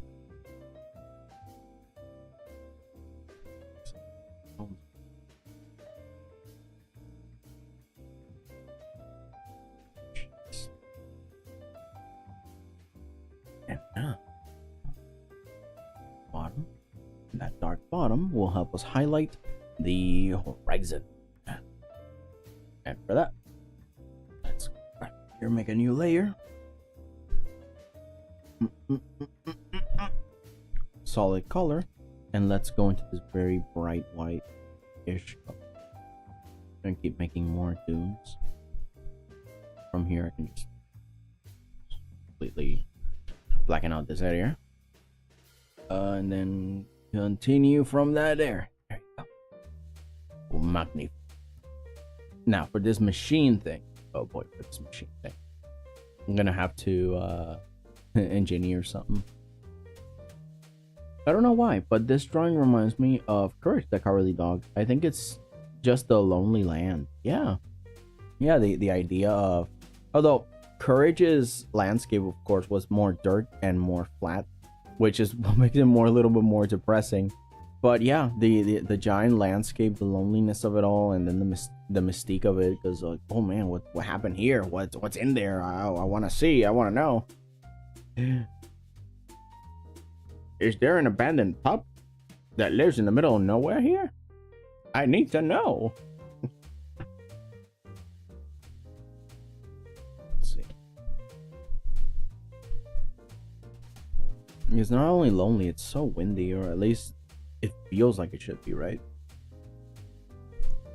Alright, I'm gonna make this a little bit more transparent so I can see the limits of the dunes in the background that I'm gonna make.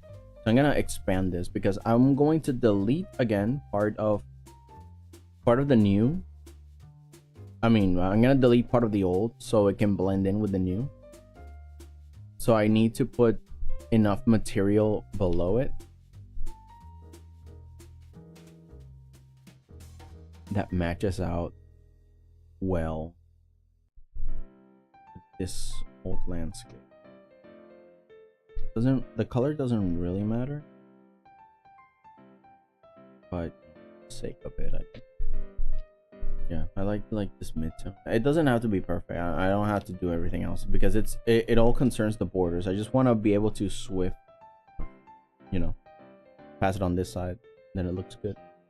Alright, so now let's bring back full opacity of this.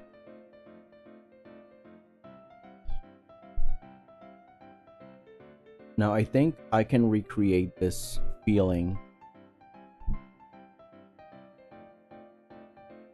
I can actually go with very basic colors like this.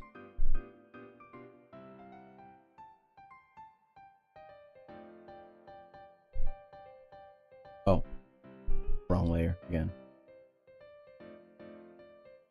Very bright, maybe a little gray. No, yeah, there we go. A little better.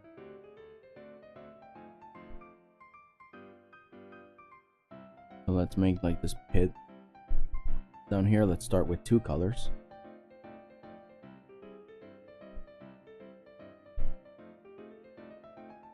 Just like this line here and connect to another dune here, and we can add maybe another, because the idea of dunes, that the way you can see them is that every part that's facing the sun is visible and the parts that aren't are a little bit darker, and in a way it's how you can make contrast without without having to actually draw anything.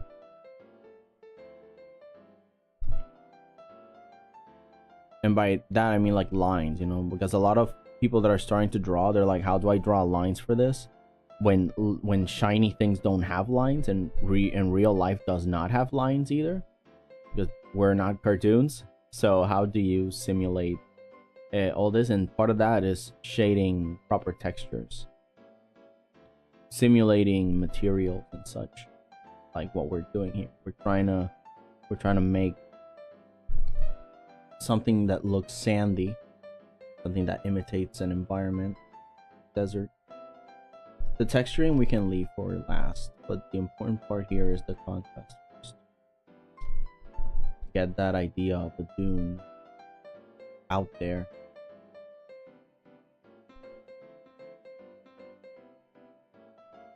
Oops. Then once we do, we can work from then on and define the details. You can start off playing by putting out where the light's gonna hit, where it's not gonna hit, blah blah blah.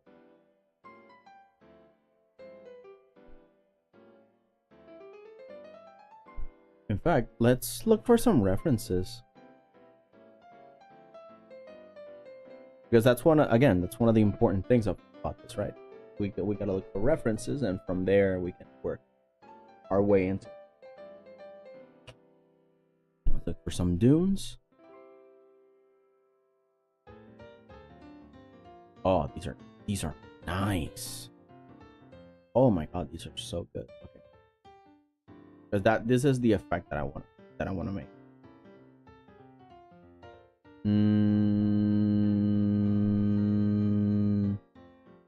Man, which one should I choose? They're all really good. Okay, I'm gonna pick this one.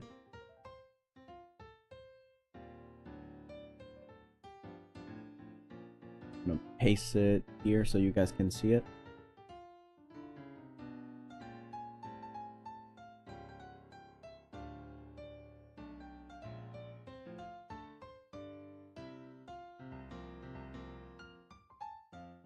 Here we go. This is our reference, right?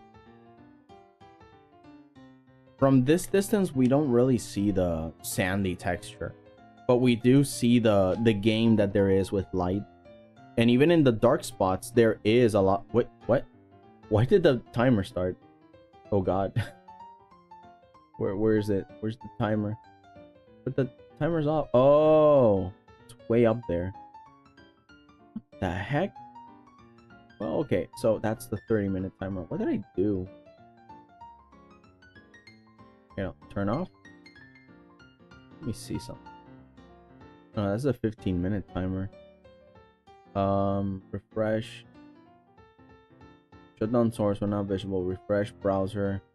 Scene becomes active.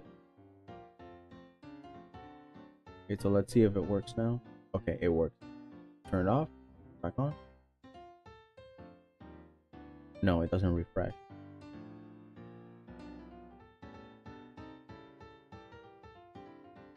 Okay, let's. Does it work now? D8, 7. Turn it off.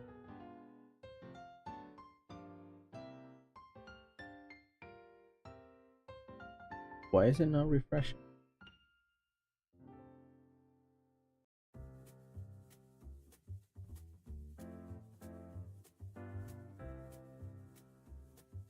Yeah, that's so weird. I have to refresh it manually. It sucks. Anyway, is this one the 30-minute one? Yeah, it's the 30-minute, so I don't need this. Why is it there? That's delete that from that. Delete that source from OBS. Right click. Remove. Where is it? Remove. There it is. Okay. Back to it. I have a random question to ask you. So, should backgrounds have outlines or no? Or does it just involve with the style of drawing or animation like horror or cartoony? Let's see. Okay, so the thing is, it depends on what you're trying to do, right? If you want to have line art in front of the art piece, you know what I mean? So it's like a little bit of a mixture. You can do that, but you gotta remember that too much detail on the background will give you less focus on the foreground, unless you make like a reverse thing where you make a lot of clutter and then the center or the point of focus is clear and minimalistic, so that way you can focus on the actual focus. You know, like if a character punches really strongly and they leave a hole on the character and there's like the character punching and there's like a clear open hole here, and then the rest is just a bunch of robotic parts and mechanisms, and like he punched a tank, right? So there's like a bunch of mechanical parts on all of this scene, but not on this circle because this is where the character's punching.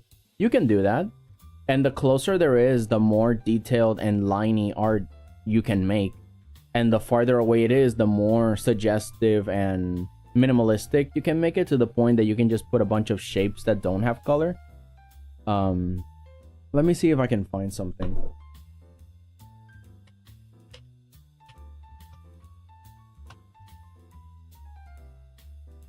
Oh, here it is. So, when you have something that's not so important, you can actually make things like this.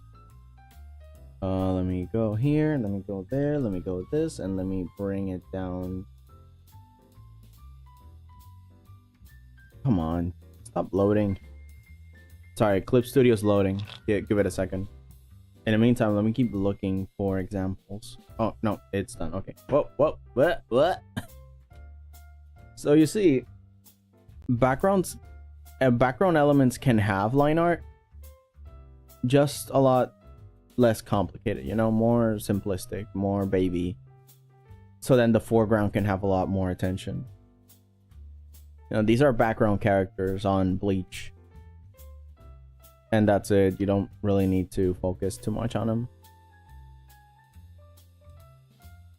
The background can have outlines, but you gotta be judicious. Sometimes the line art could be colored. You know, like let's say that I make a character and and I make like a bunch like this, you know, the line art of the character or whatever. You can, if you want them to be in the background, you can change their color like that, so it's a lot less focused. Maybe you can still make it dark enough, but desaturate it so it's not too you know, distracting, and then everything else can just be black and white the closer it is to the camera. That's another technique. Let me see if there's another example for non-distracting background elements. Oh, another thing you can do is just have simple textures, like stock images. But of course, you make the stock images. That's why people make huge backgrounds, like huge backgrounds, and then they draw the characters on top of it, because that way you can move the camera across the background. You know, like if it's a scene where the character is going to move away, you make the very forced perspective angle of the far away bit and then the close-up bit, and then you just have to move the camera across that scene. You don't actually have to make like a 3D environment or make new pictures for it. But yeah, you can work on line art. It's not a problem. Oh yeah, I'm now doing walk cycles post-it one. I've improved since then, but I think it works. Anyway, back again, what are we talking about? We're talking about if because Pixel was asking if it's okay to make outlines on backgrounds, and I say that it just really depends on what you're doing, because what anime does is that they don't really they kind of go Pinterest with it, and then they go more focused on line art in the foreground. But you can do stuff like this where there is line art, but the line art is thinner and not as distracting. There's also stuff like this. I found this just now, where the background is more Pinterest and the foreground is more into the anime line art bit. But I think this is sort of a mistake, because it kind of breaks the immersion for me. If it's too, if the foreground is too well defined and the background is too Pinterest and undersaturated, it will stick out like a sore thumb. Like, I get it, but this is not, we're not in the age of Hanna-Barbera, you know, where you knew what chunk of rock was going to be tossed. So you can have a mixture of saturated and non-saturated. Actually, okay, here's another that I think works out as a good compromise. Look at that. Both colors are properly saturated and desaturated together, like they're similar. But there's a clear focus with the outlines on the foreground elements, and very few of the background elements have any lining at all. It's a good way to balance things out, you know? I'm still waiting on my bye-bye. Oh, sorry, JJ. I'm sorry. Have a good one. Take care. I hope everything's fine. And so, again, I hope the meeting ends soon and it goes smoothly. Take care. Bye. But yeah, you see? It helps not be super distracted with the foreground. Actually, I think a way that you can see it is that in animation, the background is just meant to be there, right? So it shouldn't be distracting, especially when things move around. But when it comes to illustration, because I found an illustration here, a really big background.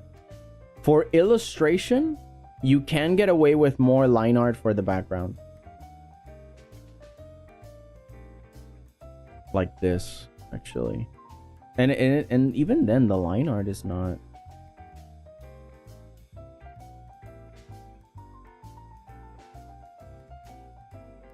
Let me see. No, not this one. Sorry, hang on, I lost it. Let me see. Let's say, I don't know.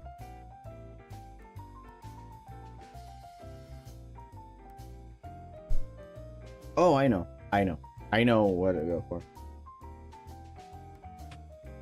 It's just that I'm getting a lot of dumb, stupid AI results. Can't really get a good one, but I know who to look up. 𝐀𝐫𝐭, one of my favorite artists. The ones I keep talking to you guys about. I can't shut up about because her work is just so good. Okay. Let me see if I can share it with you guys. Let me turn off Clip Studio here. Okay, you guys can see this, right? So 𝐀𝐫𝐭 works really well with line art. She does a lot of line art work, even stuff like this.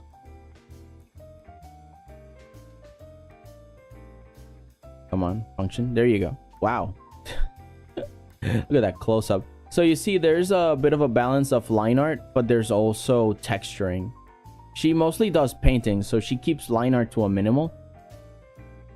You see, and it really depends on what you're going for. If you're going for something more realistic, you can keep the sketchy line art bit, but have a clear focus. You see, like, even the sword has a little bit of line art in the hand too, but it's not so distracting. At least her style is like this. Like, there is line art, but not too much. What else? Yeah, no, this is the farther away. But let's look at a background that she made. Look, this is one. The farther it gets from the focus, the less line art there is, even though there is line art here. But the closer there is, the clearer the line art becomes and the more solidified it is. See, there is another that I just saw that would be a perfect example.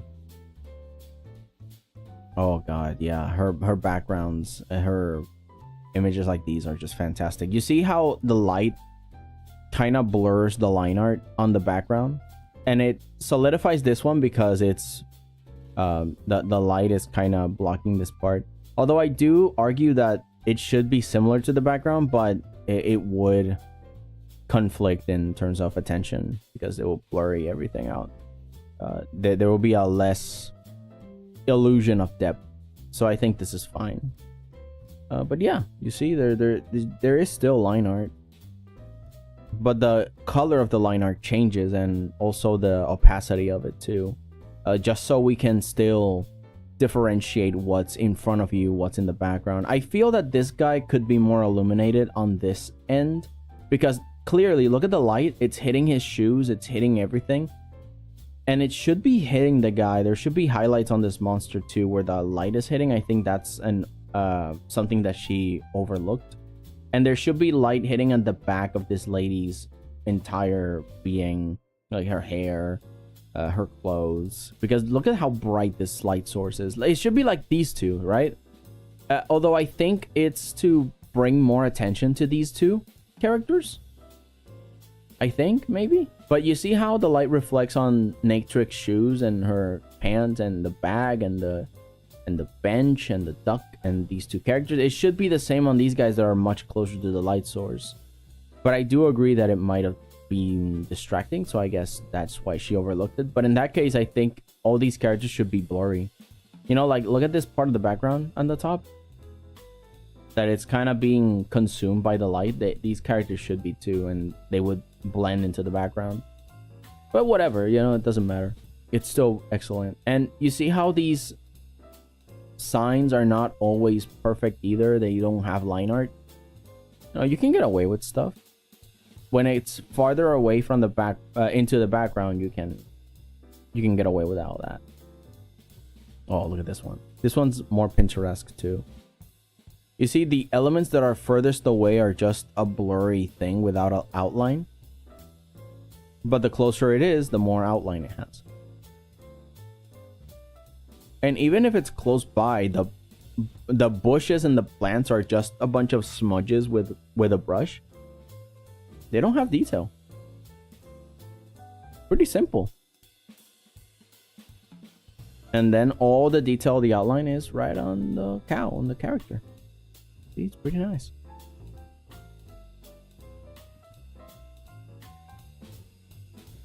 Yeah, I suggest you guys go check out 𝐀𝐫𝐭 on YouTube.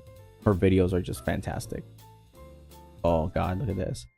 She did this with a 3D model on Blender, and then she drew on top of it just to get the right lighting and dimensions of it. It's so good. And look at the background. Look at the farthest part of the background. It's the same philosophy, right? Very suggestive. Just lines. And look at the smoke. It's not even smoke. It's just a silhouette. And then there's a few details here and there that are very highlighted, but the rest is just simple. And then everything in the foreground is properly line arted with more saturated colors. It's just fantastic. So yeah, go study up artists you like on what they do and stuff, and it's just gonna be amazing. Oh, look at this one, high contrast one. Jeez, how beautiful. Can the outline be different colors? Yes. I mean, look at this. Look at this outline. It's not black. If you look closely, this outline, let me actually move myself so you can see what I'm talking about. This line out here, this is like an orange, a dark orange one. And then if we move on to somewhere like around here, it's a lot darker and blacker or bluer, like in this harp on the top here. You see? It really depends, right? It depends on the lighting. Oh, and in here on the foreground, on the closest foreground, the colors are less saturated. And over here is very saturated because this is where the focus should be. And then we kind of travel. You see, like there's this big triangle. Bam, bam, bam. And the highlight here on this white helps our eyes travel from the brightest to the darkest spot where it's a high contrast here. So it's like this nice triangle we get to keep traveling on forever and ever and ever and ever and ever. So the brightness and everything just helps us travel through. There's like the line of the field, there's the line of the tarp, and there's the shiny thing. So it's a triangle of light, and then there's like this shadowy composition here. And yeah, not everything is perfectly line arted. You see this part of the top, this element here at the top, this is not outlined at all. See, this is not outlined. This is just shadow. And the cat is outlined because it's a character. But yeah, a lot of this isn't. The farther away it is, the more it gets consumed by the light or the atmosphere. The closer it is, the more marked the outlines are and closer to black they are, but they don't necessarily need to be perfectly black. You can experiment with different color lines. It doesn't really matter. Oh, especially with stuff like this. See, when there's like a blast of light and energy, yeah, you can put some highlights over all the art piece, so it shines even on top of the line art you made. Oh god, and look at this part. You know that there's like a propulsion. The line art just becomes squiggly because it's like the illusion, right? And it helps you do some nice impact frames, and the impact frames also affect the line art, so it's like this fuzzy expanse of what's happening in the center of it all. Again, line art is something you can experiment on. It's just really nice. Look at this picture. The line art of the guy in the background, the barbarian here, it's faded even. You can barely see it because she put him on the background of all these characters, and then she airbrushed some white on top of everything. Or at least she put a white background and began to erase with a feather brush and low opacity, so it feels that there's like a fog covering him. And it doesn't really matter though. The line art would have been black, but it got faded out by the fog, and that's fine. It makes him feel like he's behind everybody else. And yeah, the line art changes depending on if the light is hitting here, like in the hat. You can study that. The hair of this girl, it's like this reddish line art, especially when the light hits it, and where the light doesn't hit her, it's black. You don't have to perfectly paint the line or whatever, but you know, it helps to sort of allow yourself to paint over the character and not have the lines be all black. Yeah, you just have to be creative with it. Hollow Knight with hair. Actually, yeah, she has a Hollow Knight fan art over here that I passed. Here it is. And if you do notice, also the line art of the knight is not fully 100% black. There is like some chromatic aberration too. I urge you to look up chromatic aberration. Let me just write it down.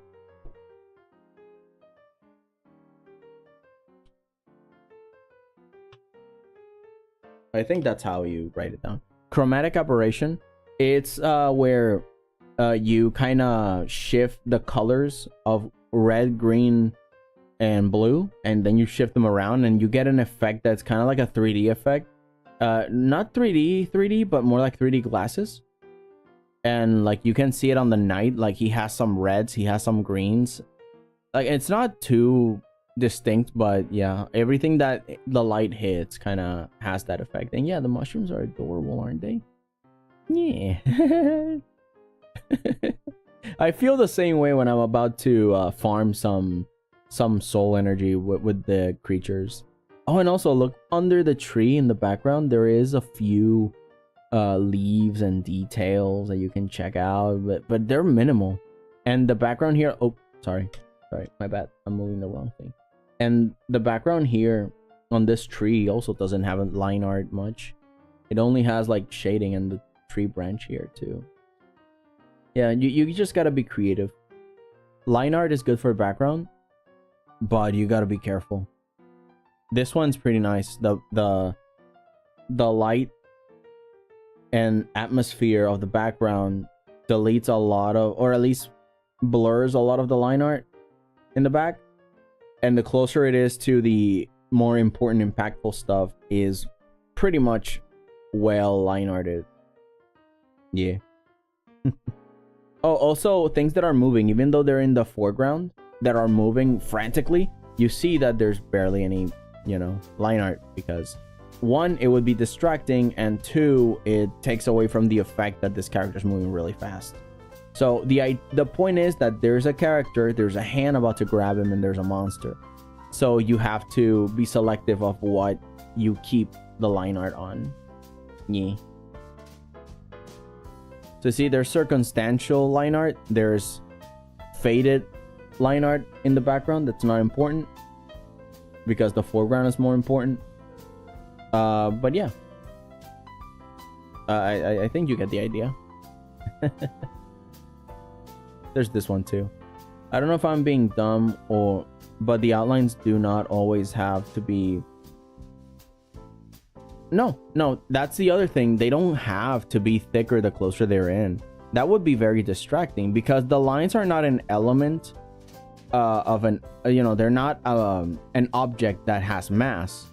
You know, that's not what they are. They are an outline of an object. The thing that is massive is the object, not the outline. Although you can make thicker outlines when they get close, but not so thick that it's distracting.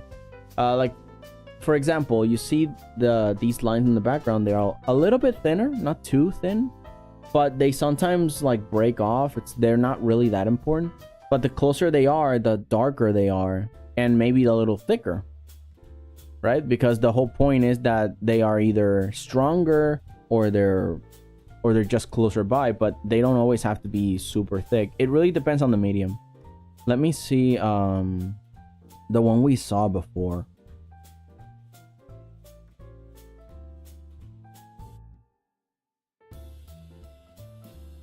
Like we saw one that would be a good example for this.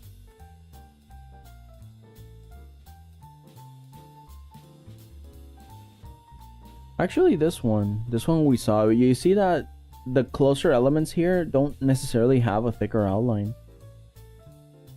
Oh, but the Huggy Wuggy one has some thick lines. Because it's a really big close-up. But still, the line art is really consistent.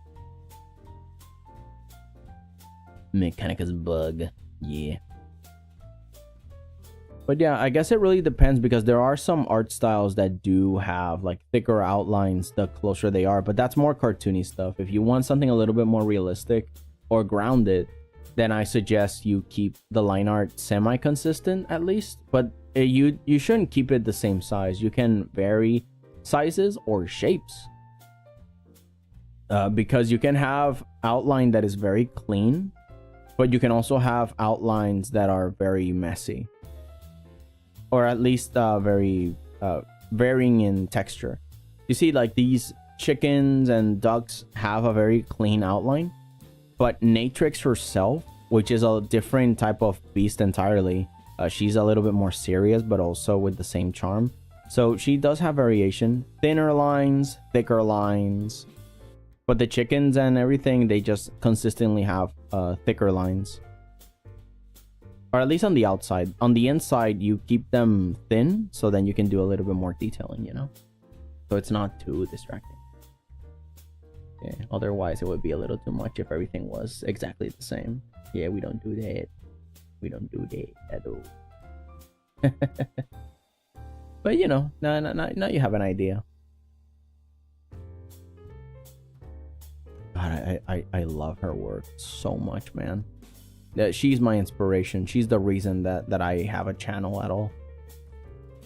Like, she's the reason I'm doing all this. Like, I got so inspired that I'm like, I have to learn how to do what she's doing. Oh, look at this one. Look at that. Barely any outlines, actually. And look how blurry the door is, because it's in the middle of movement. So everything about it is blurry, and there's like sparks and everything. And everything that's on the foreground that's barely moving. Yeah, it's got well-defined outlines. I think something you can do if you want to do this industrial type of art, then you should do industrial art, like draw cars, draw machines, and you can get some ideas on how to make these mechanisms, and also how to vary your lines, because they also teach you stuff like that, like, oh, what line should be thin or thicker or whatever, because it's all about getting the machine aspect, the shape of it, the thickness of it, the parts conveyed well. So they teach you probably how to be very conscientious about the volume of each piece. Nah, she's amazing. Oh, also there's stuff like this. Again, this is kind of like what I've been doing for the most part. More Pinterest images. And for Pinterest images, you don't do line art at all. You know, because it's a little bit more realistic that way, and it gives that stronger illusion of things are happening similar to the real world, but not really. And even then, I can still see a little bit of line art on the better half of this dude. Jesus. Sorry, I keep moving from stream to projects. What are we talking about? Sorry. No, it's okay. It's just that Pixel was asking about background stuff and how to work with them, line art stuff mostly. And to me, you see, stuff like this doesn't need an... In fact, this is a picture, and then she painted on top of the picture. And you see there is an outline where, you know, like there is an outline here, but everything else there is no outline to make it blend properly to the image. Yeah, that's pretty much it. Pretty good.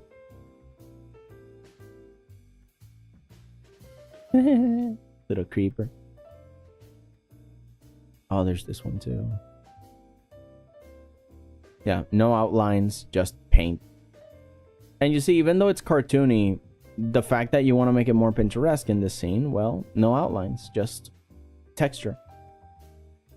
I think that's the essence of making a picture. It's just texturing. And if you want to do something, oh, look, compare that cloud with this one. This one does have an outline.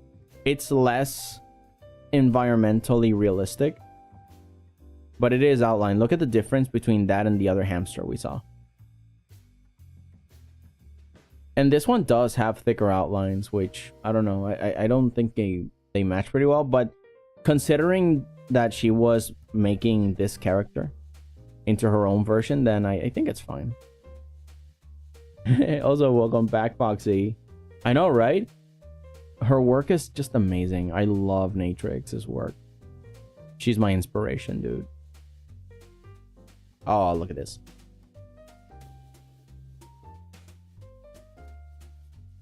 Yeah, look at the variation of thicknesses too. The farther it is from the foreground, the less thicker they are. But even then, she does this very consistently though. It doesn't matter how far away the elements are.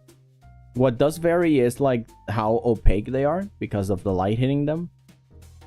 But I think she could be more consistent with her line art fading off in the background, because this bird is getting the full attention of the sun, so it should be a little bit more blurry and paler.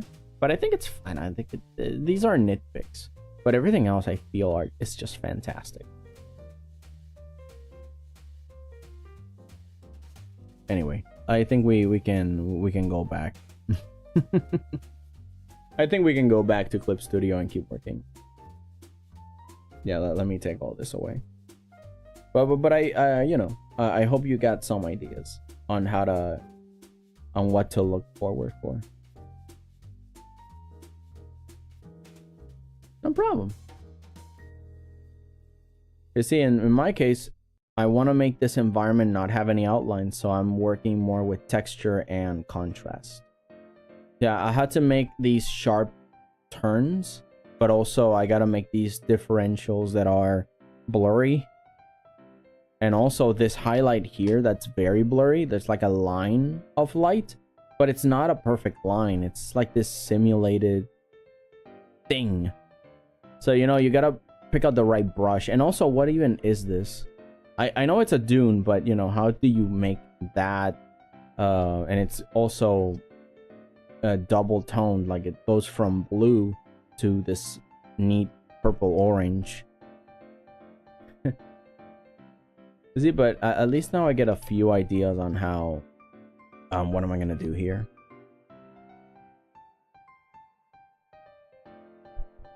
Let me get a bite of this apple because I'm hungry again.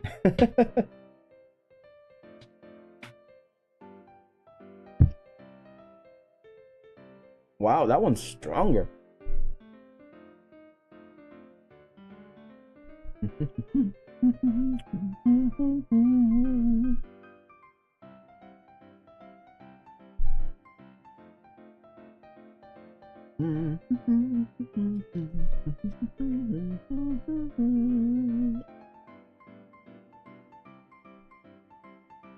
Wait, so I imagine that was going down.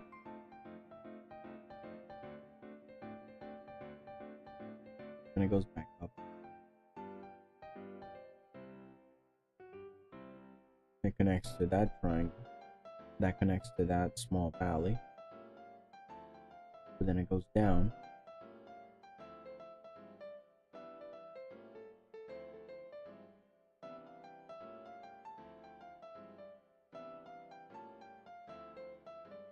Then maybe there could be another dune here going up.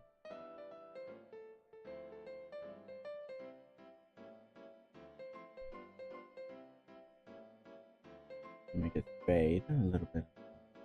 Valley curve. Because there is a moment where the light doesn't hit here anymore, and it just casts a shadow, a very clear shadow. But again, we start with the basic strong contrast, and then we can go into the more detailed bits, you know, general outline. In this case, let's make sure there's like, there you go. Guess who's back? Back again? Cheese is back. Tell a friend. Welcome back, Cheese. Welcome. Come with a theme song, no less. Why did I think you were going to say Valley? What is that? So I've been redoing the intro for the third episode for the third time now, and I'm kind of stuck on the dialogue, you see. So the episode takes place after one, where the guy talks to the eye. Trying to figure out the dialogue, eh? I feel ya. I've been stuck sometimes reading out loud or recording myself trying to figure out if a dialogue feels natural or if I'm just it happens. Don't worry. You'll get it soon enough.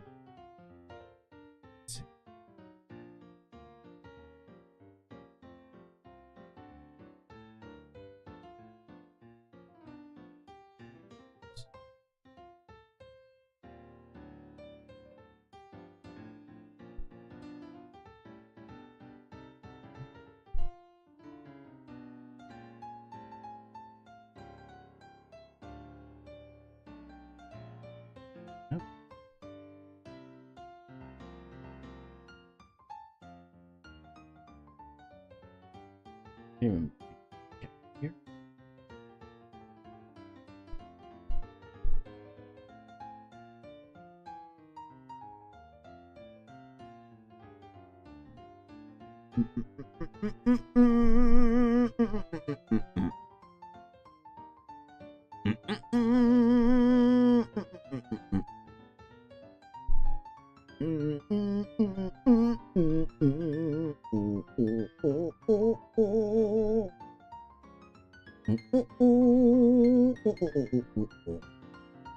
Right. More or less, I think that works out.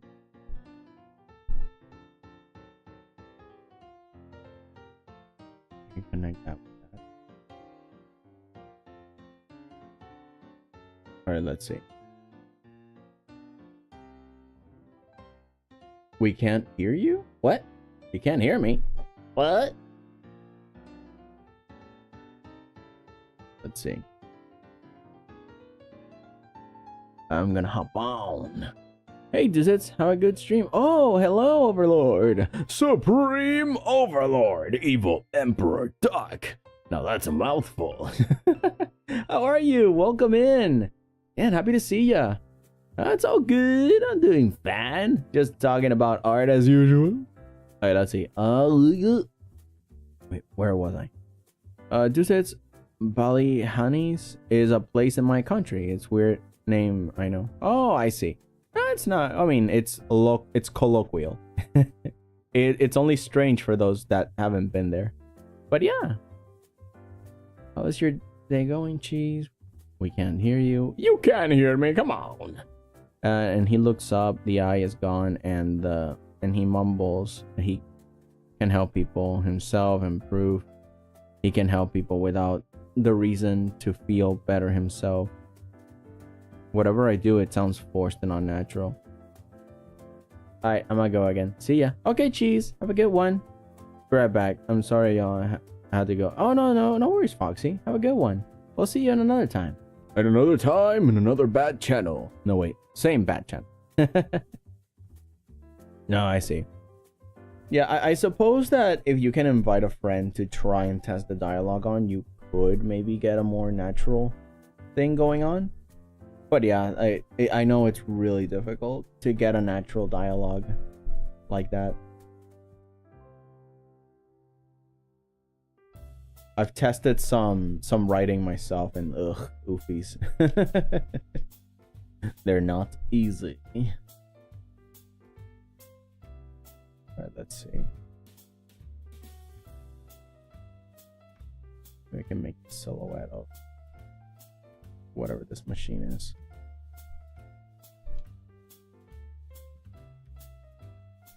Yeah, there we go.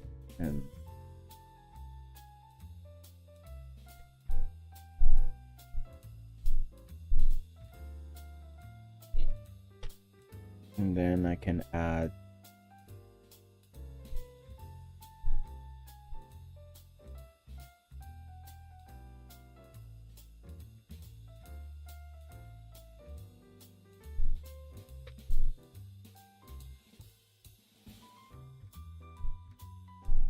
yeah, there we go. Now the machine looks like it's in pieces, but now I have to yeah, fix the inside of it all. Actually, give me 1 second. I gotta use the bathroom. Just give me a second. We've been 2 hours and 44 minutes. Yeesh. All right, I'll be right back. Just give me a second. Give me a second.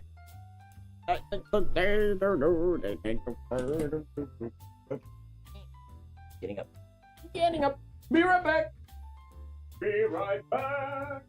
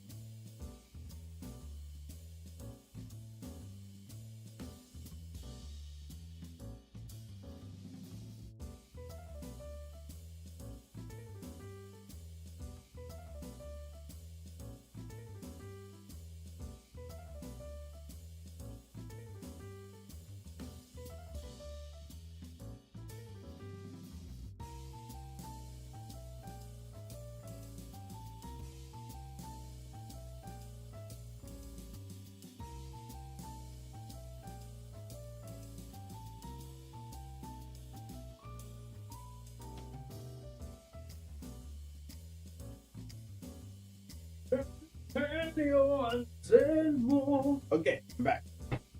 Back. This is a small question. What can I do to help me focus and not be lazy when drawing or animating? Are there any tricks, or is it just simple as just fighting laziness? Okay, first off, let me put myself up here. That's actually a very good question. And you see, I'm right now fighting my own laziness. The first idea that I had in my mind, well, I had plenty of, but one of the ideas was that, hey, I have a YouTube channel, I have a model, maybe I could stream when I work, and then people will keep me accountable because people are watching. And what happens when people are watching? Oh man, you get that an intense feeling of you should be working. And it's been working. I've been finishing pieces left and right thanks to that. But if you don't want that that idea because it's too focused on you, too much attention and it's stressful, another thing you can do is to work in silence. Like music and all that stuff is distracting. Also, looking for music, it is distracting. So what I recommend, if you cannot work without music because of, sometimes we have very deep ADHD and we're like, oh man, I gotta have something in the background or else I'll go crazy. Then what you can do is put noise music, or at least music that's loud and repetitive, so that it forces you to kind of lock in and not focus on anything else. For example, one of the things that I do, and I was going to do that today, but you guys have been on a roll and I've been entertained talking and yapping. But if you guys did not talk to me and I was very tired, I would just actually where is it? Because I have a video I always go to. Quick, fast electronic music. Where is it? That's what I always write. I write fast electronic music.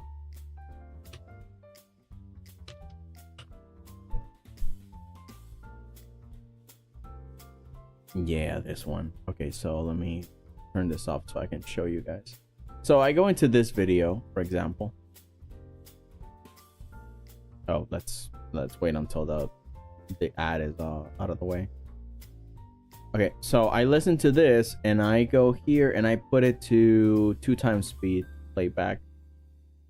Just go all the way, man. Go crazy. It's like an hour long, so basically it should be half of that now. It's like what, 30 minutes? And I repeat it constantly and I just hear that. Let's see if I can actually capture it.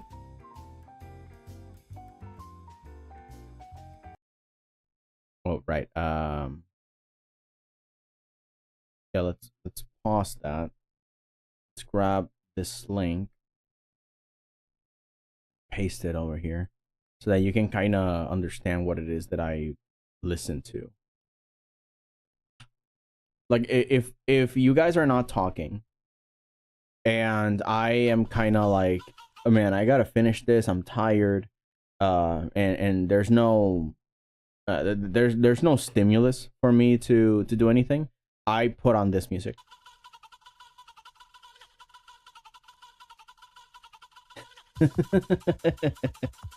And then I just lock in. I don't put it, I don't put music with lyrics. I don't put music that's too relaxing. I don't put music that is anything. This is just no work.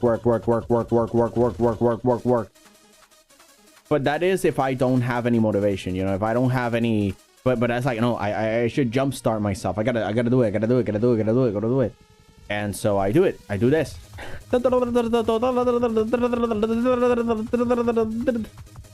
Because the whole point is that, oh no, I gotta work. Oh wait, you guys can't see it because I have this. All right, I don't have the Brave browser on connected, but you guys can hear it, right? So yeah, that's what I do. I put that music and I just... let me turn that off. I know it's aggravating because that's the point. The point is to get a, you know, to get stressed out and to actually put energy into your work. And you know, it's weaponized stress. It's stress that I volunteer myself for. It's not like something just because I know everything's okay, everything's right, and I just do this in order to get energy. But it's not the only way you can do things. You can find a room where you're not distracted, where everything's clean and you're just focused on your thing. Or what you can do is to divide and conquer. Make what it is that you have to do into smaller chunks. Award yourself with a nice treat, maybe time for games, maybe time for rest, but also go back and do a small amount of work. And eventually you're going to be like, but I could just finish this in 30 minutes. Let me just lock in. And you just, from the small task, it becomes a 10-hour workday sesh. And it's like, whoa, I did a lot, but only after you lock in and kind of enjoy what you're doing. So kind of bite at it, nibble at it a little. It's like, oh man, I'm not sure, I don't want to work. And I'm just going to do a little bit, and then a little bit, and then a little bit more, and then a little bit more. And before you know it, you're just working. But of course, you have to assign yourself a schedule, but not a schedule that is super strict, because I see a lot of people overdoing it and they put like this hour to this hour to this second, I'm going to plan, this is what I'm gonna do. And I'm like, look, you can do that, but you can also do a little bit of a mix. You can plan from an hour to an hour, like I'm doing right now. Me streaming, I'm going to be up till 5 drawing this, and it's right now 3:26, and I'm going like, okay, when it's 5 o'clock, I am going to go into the kitchen and make dinner. But right now I'm gonna work. I'm just gonna work full on for 4 hours. And so what I'm going to do first before I start is have a 30-minute nap or a relaxation session where I get into the headspace that I'm gonna work, then I'm gonna entertain people, then I'm gonna be in public, that this is gonna be recorded for all time until YouTube dies out, and I'm gonna be here in the presence of millions of people. And yeah, it kind of works out. 30 minutes to get centered into the task at hand. It's not bad to relax. It's not bad to take a few minutes off. Okay, 4 hours of work. Bam, bam, bam, bam, bam, bam, bam, bam, bam, bam, bam. we're done. When you're done, you're done. You know, don't be guilty of, man, I should be working right now. No, you're done. You did 4 hours of work or 8 hours or whatever's pleasing enough for you. That is progress in the week, in the few days you have. There you go. Just say, put yourself goals that are like, by the end of the week, I will be finished. And then based on that mental energy, based on your emotional energy, spread it apart and then keep working on it throughout the week. And then by the end of the week, you have it done because that's your goal. If things happen that get in the way, like life, oh my God, a friend of mine died and I gotta go to a funeral, or oh my God, an accident happened, we gotta go to the hospital, oh my God, I got sick, or oh my God, they decided that they wanted to hang out and now I'm just gonna put this on the side, so I'm gonna hang out with my friends or my family. You know, stuff in life happens. You have to also balance it out, right? But if there's no distractions happening, just say, oh, by the end of the month, I'll finish it. And make sure to, you know, understand yourself to spread yourself across that month to finish the project. And then shorten that time. Because it's all about hacking your own brain. It's not about, oh, are there any tricks? No, there aren't. Because it's all about tricking your brain. Your brain is the one that matters here, not what everybody else thinks or does. There could be things that overlap that you say, oh, that worked for me, from that other person did, but it's only because you guys have the same wave from noodle of mind. But sometimes you just got to figure out for yourself what works for you. What works for me will be different. Right now I'm using streams as a way to help me finish products and also advertise them, but also help out the next generation of artists that want to actually do what I'm doing or do better and bigger things, get the start and impulse they need to begin. Because that's the other thing. Sometimes people are lazy or anything because they're self-loathing. Oh my God, I suck at art. Why should I even start? And that's what I want to, you know, dispel. There's always going to be someone better than you. You'll definitely never learn or improve if you do nothing. Go do something. But another thing that you gotta have in order to get working, you have to like what you're doing.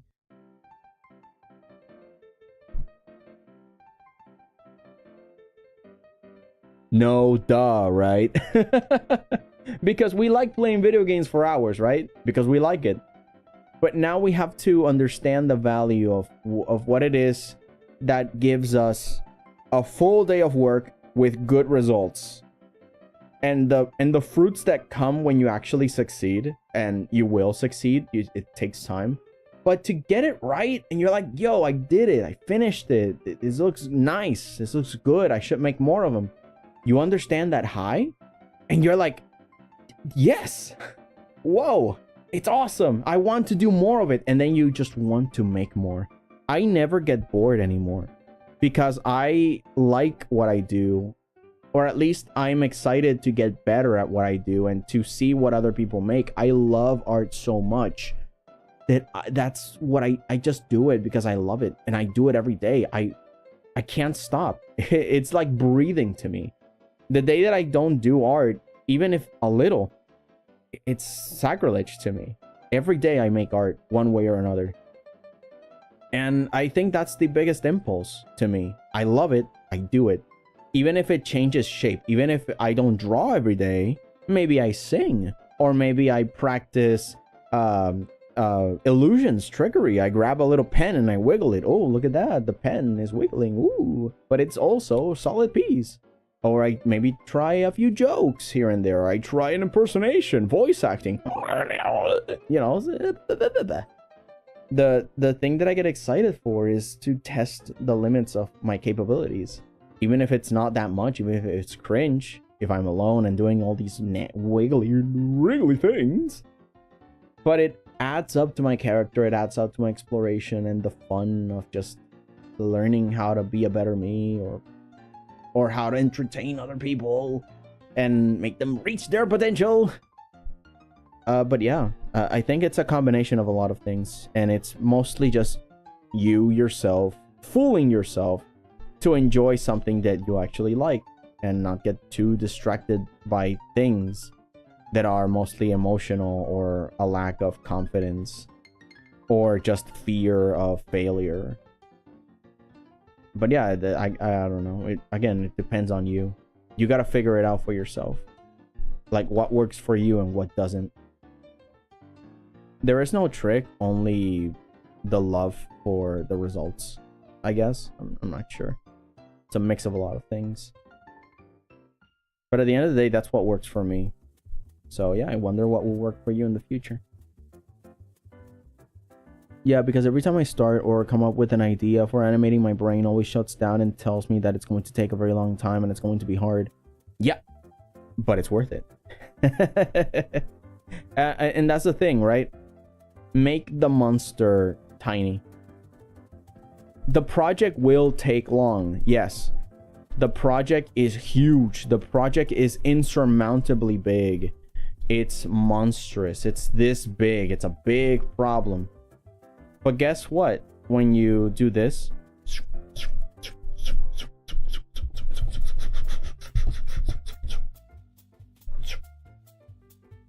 is this piece big? When you're this big, when you're like this big, this piece, this tiny little fraction, if you delete it, if you take it away, the monster is bleeding. So you take another piece. Now you take another. And then you take another. Maybe this piece is too big for you. I'll take this one. And maybe a few more cuts here and there. Okay, then let's take this piece out of the way. Let's take it away. Let's take this piece away. This one too. Then you get enough motivation and you knock all this out of the way because you get enough energy and you feel good that day. Look how much you've already cut out of the monster. It's gonna take a while, but the results are gonna be great. And not only that, you're going to learn a few things. Then you'll make it faster. You'll learn new techniques. You'll find new tools. You'll meet new people that will help you out too. Teamwork. And then what was insurmountable before, done in a few weeks. And you're like, what took me 3 months now takes me a week. What more can I do? Like, ain't that crazy? So yeah, like, it will take time, but it's so worth it, dude. Oh yes, also the scene is very boring and I have no idea how to flavor it. The scene is good enough not to throw away, yet still going. Well, I'm not sure how you can make it more interesting, because you have the main theme of what you're going for, and now you can use the whimsical aspect of the world you're building, like what is capable in your world. Oh, go watch Enna. You know, Enna from the animation. Hang on. Oh my god, I forgot the artist's name.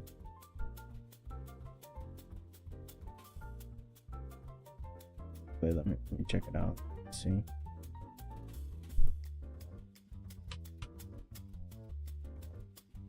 Yeah, like go watch Joel G. Go watch Joel G stuff, because what you're doing feels a lot like what they do.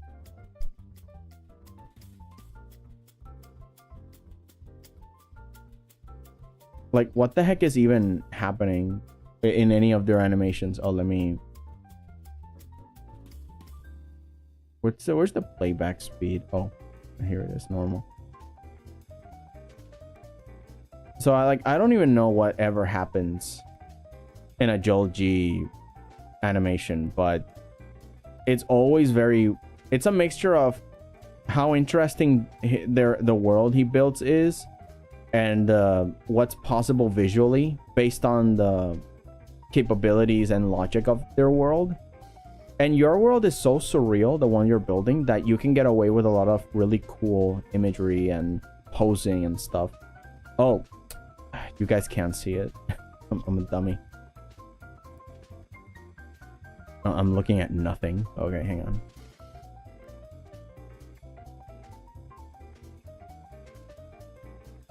Can you see that? No. Can you see that? Yes.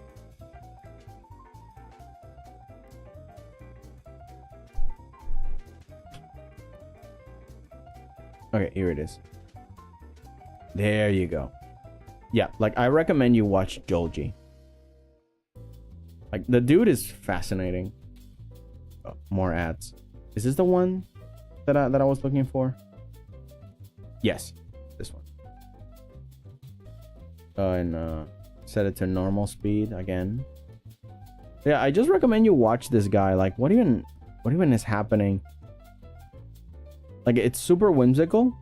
You can just have fun with putting some intrigue in between scenes of serious conversation and exploration. In this case, it's very surreal, but it's based on old DOS computers. So there is a bit of nostalgia for anyone that used to have a computer like that, which, you know, that kind of people is me. I used to have dial-up internet when the computers first came out. That was me. It was really fun and weird. So when I see stuff like this, it takes me back. But yeah, it doesn't have to be super logical, but in between serious conversations or moments and scenes, you can have us explore the world a little bit visually. Maybe it doesn't make sense, but everything that is possible in here, we get to see. It's like, what is happening? What are we doing? So yeah, I think you can enjoy a lot of inspiration from this guy based on your work. Let's see. Okay, that one thing that has been stressing me out every minute, hour, day, month, week, year. The fact that I have a channel makes my brain go, hey, you should be working right now. People are waiting. Yeah, but you shouldn't also... You got to be careful with that, Pixel, because you shouldn't be stressed in a way that is... I don't know, like an obligation, right? Like, I use it because it's what works for me. I like to have that obligation for other people, and that helps. Oh my god. Michael Reese put a new video. I gotta check it out. But yeah, like I myself like doing that. But for other people, that must sound nightmarish. You know, that you owe it to other people. But this isn't for them. I don't owe anyone anything. But I have built up a little bit of a community-ish that is like, okay, I don't want to let them down, because the whole mission that I'm on is that I want to show that everybody can do this art stuff for real, for real. But if you know, you gotta know yourself. That's the thing. That's what I mean. You gotta know yourself, and don't force yourself into a position you cannot get out of. Like, I could stop streaming tomorrow and have zero repercussions, besides, like, you know, people getting a little upset. But yeah, like, I don't know. The responsibility bit is a good technique because I have a mission, not because I impose something that I don't believe on myself. I have a personal ideal that I believe everybody deserves to enjoy art and understand it and become the best they can be.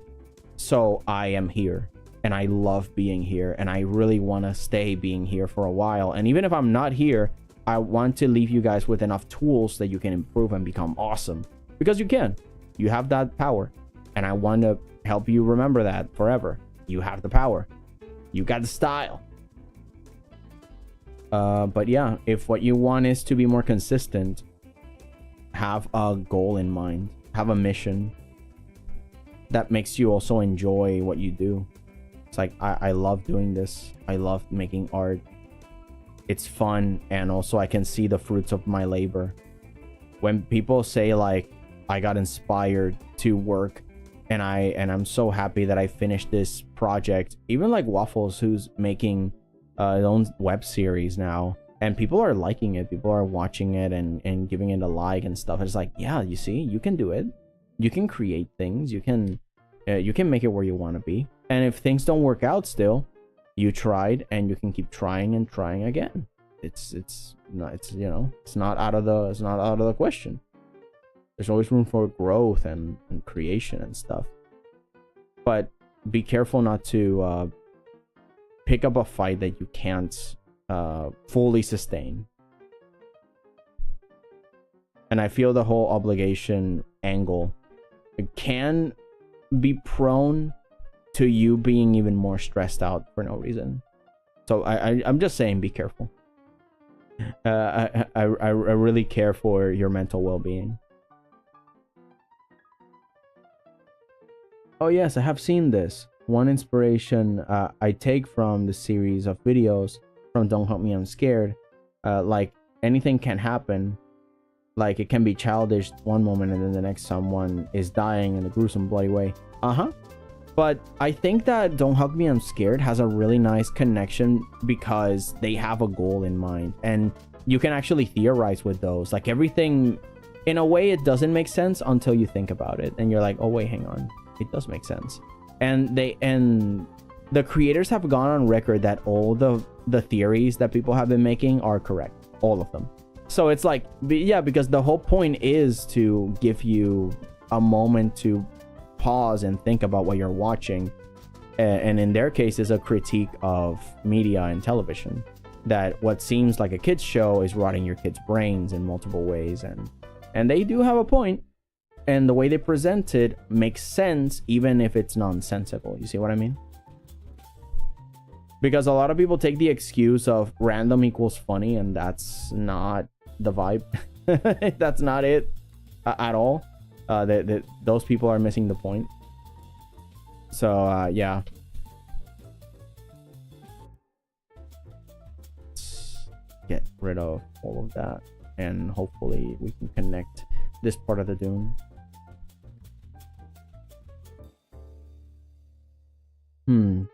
Yeah, I also gotta stop myself from thinking about the algorithm of YouTube and what they want me to do. Oh god, the algorithm. Yeah, you know, that's the other thing that separates this as a hobby and this as a job. I want this to be my job, but you know, it's an uphill battle that might take an extra decade. I don't know when the algorithm will pick me and suddenly shower me with thousands and hundreds of views and likes, enough for me to get partnered, and then I can start making a profit out of this, right? But one of the ways that but that's the thing, the being so focused on the algorithm will burn you up, because it doesn't allow you to rest. And that's the problem. Like Instagram, the second you stop posting, it forgets about you and it leaves you in the dust. You cannot take a break from social media, and that is a very bad thing. Like mental health gone out the window, because then you have to be glued to the screen, and it incentivizes things like AI and NFTs and scams because they are run by bots. And there you go. It's, you know, it's a mess. So yeah, what most people do is that they have multiple accounts, so then they can advertise in multiple places, and they post at the same time the same thing on everywhere, so that way everybody that cares is connected. But yeah, it's, besides from that, it's very dangerous, and it's better not to focus too much on the algorithm. But also you should care for the algorithm, because again, that's where your livelihood and focus and views are. But if you just want to tell a story and be chill about it, then, you know, don't really care about any of that stuff. Like, it doesn't matter. Right now, I want to give you guys something of value. And I do want more views. I do want to actually make this a thing. But I'm not going to sacrifice my quality, my essence, my time just to follow a trend, so then I can get views. Because the way I get views will define the engagement I get. You know what that means? It means that if I get attention because of memes, people will expect me to keep making more memes. And the second they get tired of me making memes, or I get tired of making memes, the views are just going to go back to zero. So if I can get views in a more genuinely more organic way, the better. It's not gonna work all the time, but hey, you know, one can try. I can follow trends. That's not a problem. Following trends is not bad, but you gotta balance yourself. You gotta tell people like, hey, the majority of my work is this. And I tell it all the time when people recommend me and I'm present. It's like, yeah, if you want to learn stuff about art and become better at it, you can follow me and learn a thing or two. Maybe you'll discover your full potential, or at least the start of it. It's what I always like to say, the beginning of your journey, because most of that responsibility of growth falls onto you. I'm no magic man. But yeah, do not forsake your mental health to just allow the algorithm to govern your entire existence. That is depressing and impossible. Obviously, it's impossible to. It's not sustainable at all. And people that want to be famous online just fall for these things, and it's really sad. Makes me really depresso that people don't like queso.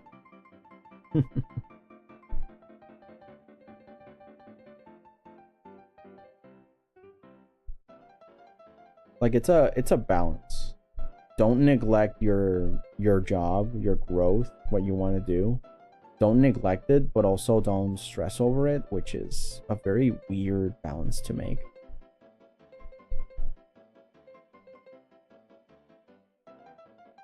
Don't overdo it, but also don't slack off.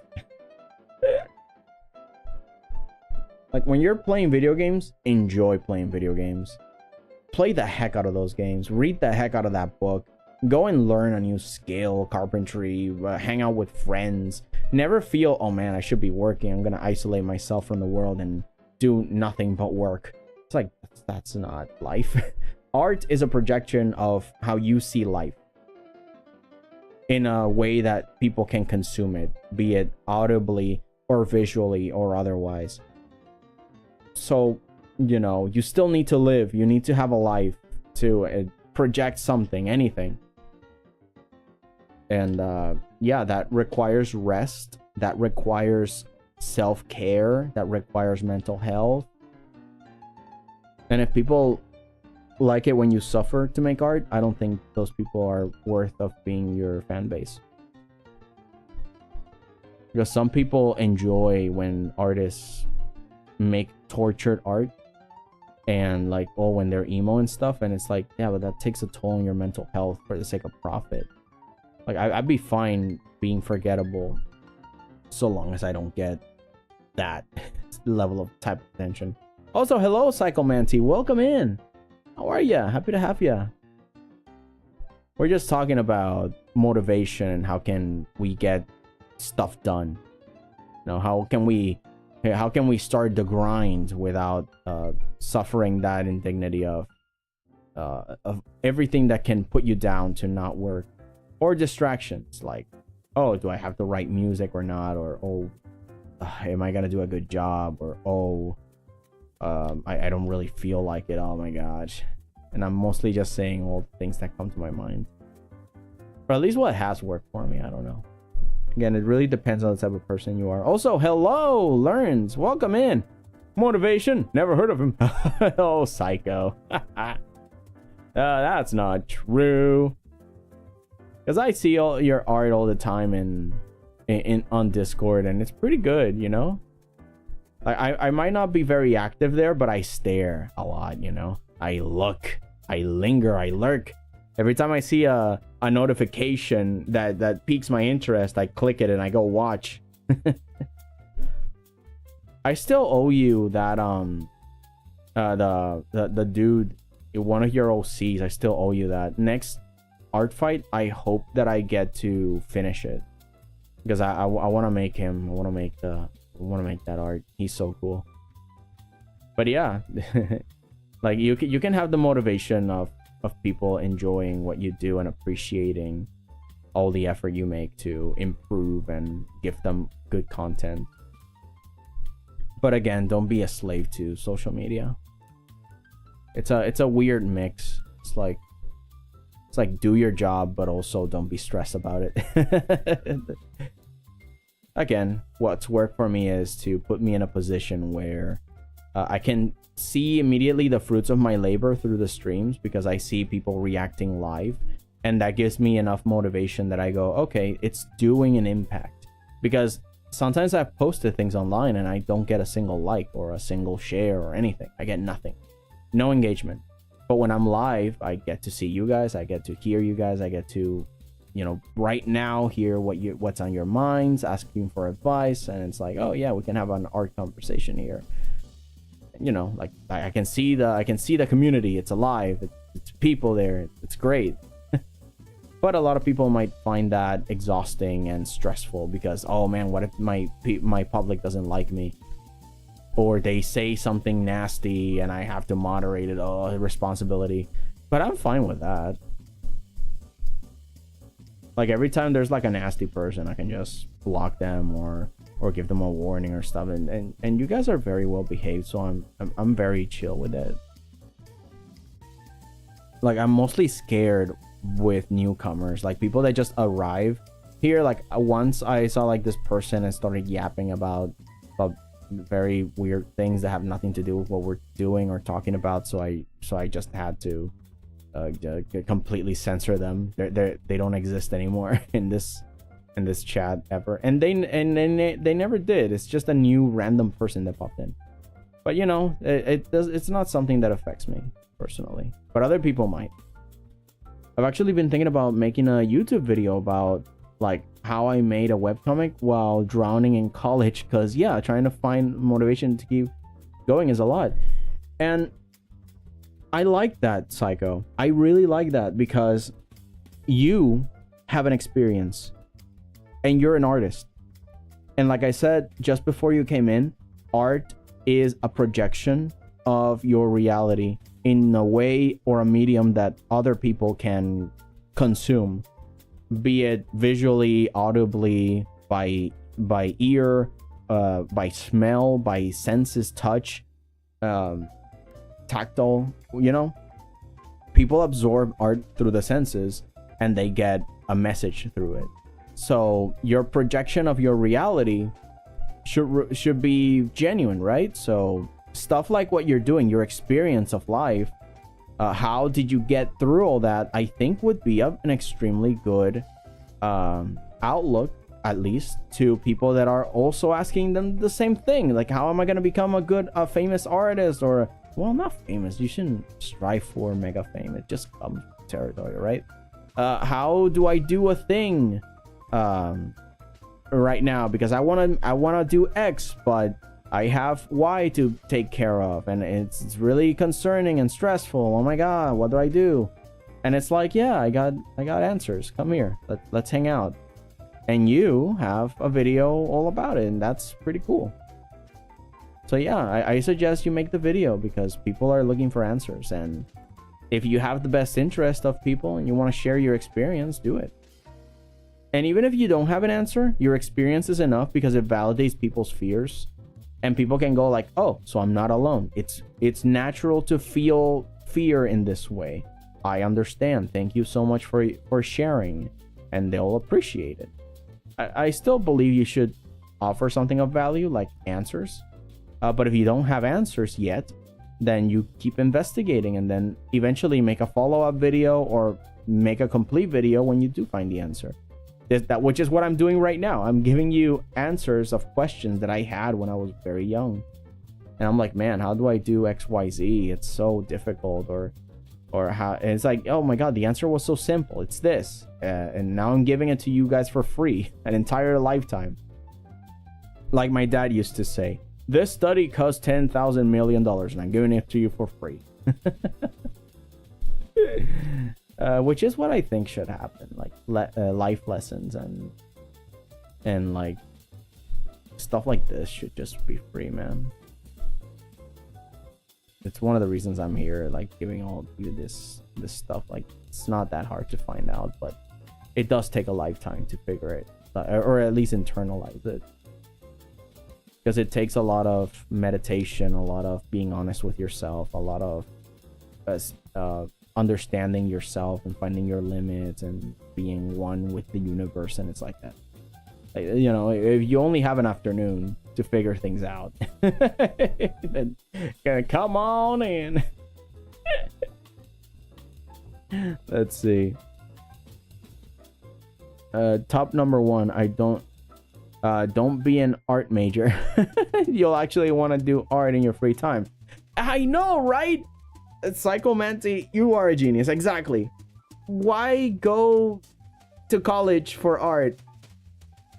The only reason I see that you can go to college for art, the only value college can give you for art, I believe in my soul, is if they immediately give you workshops and they put you on a job position.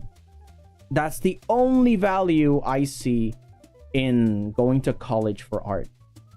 Go to college when it comes to art, specifically if there is the guarantee that they will give you networking connections and you see them immediately, and they give you workshops that immediately go into what you're actually trying to learn. Oh, you're trying to learn animation? The professor immediately puts you in and there's no distractions like, oh, let's learn the art of an entire civilization before getting into the requirements to get into the weeds and finally reaching an art major of animation. It's like, no.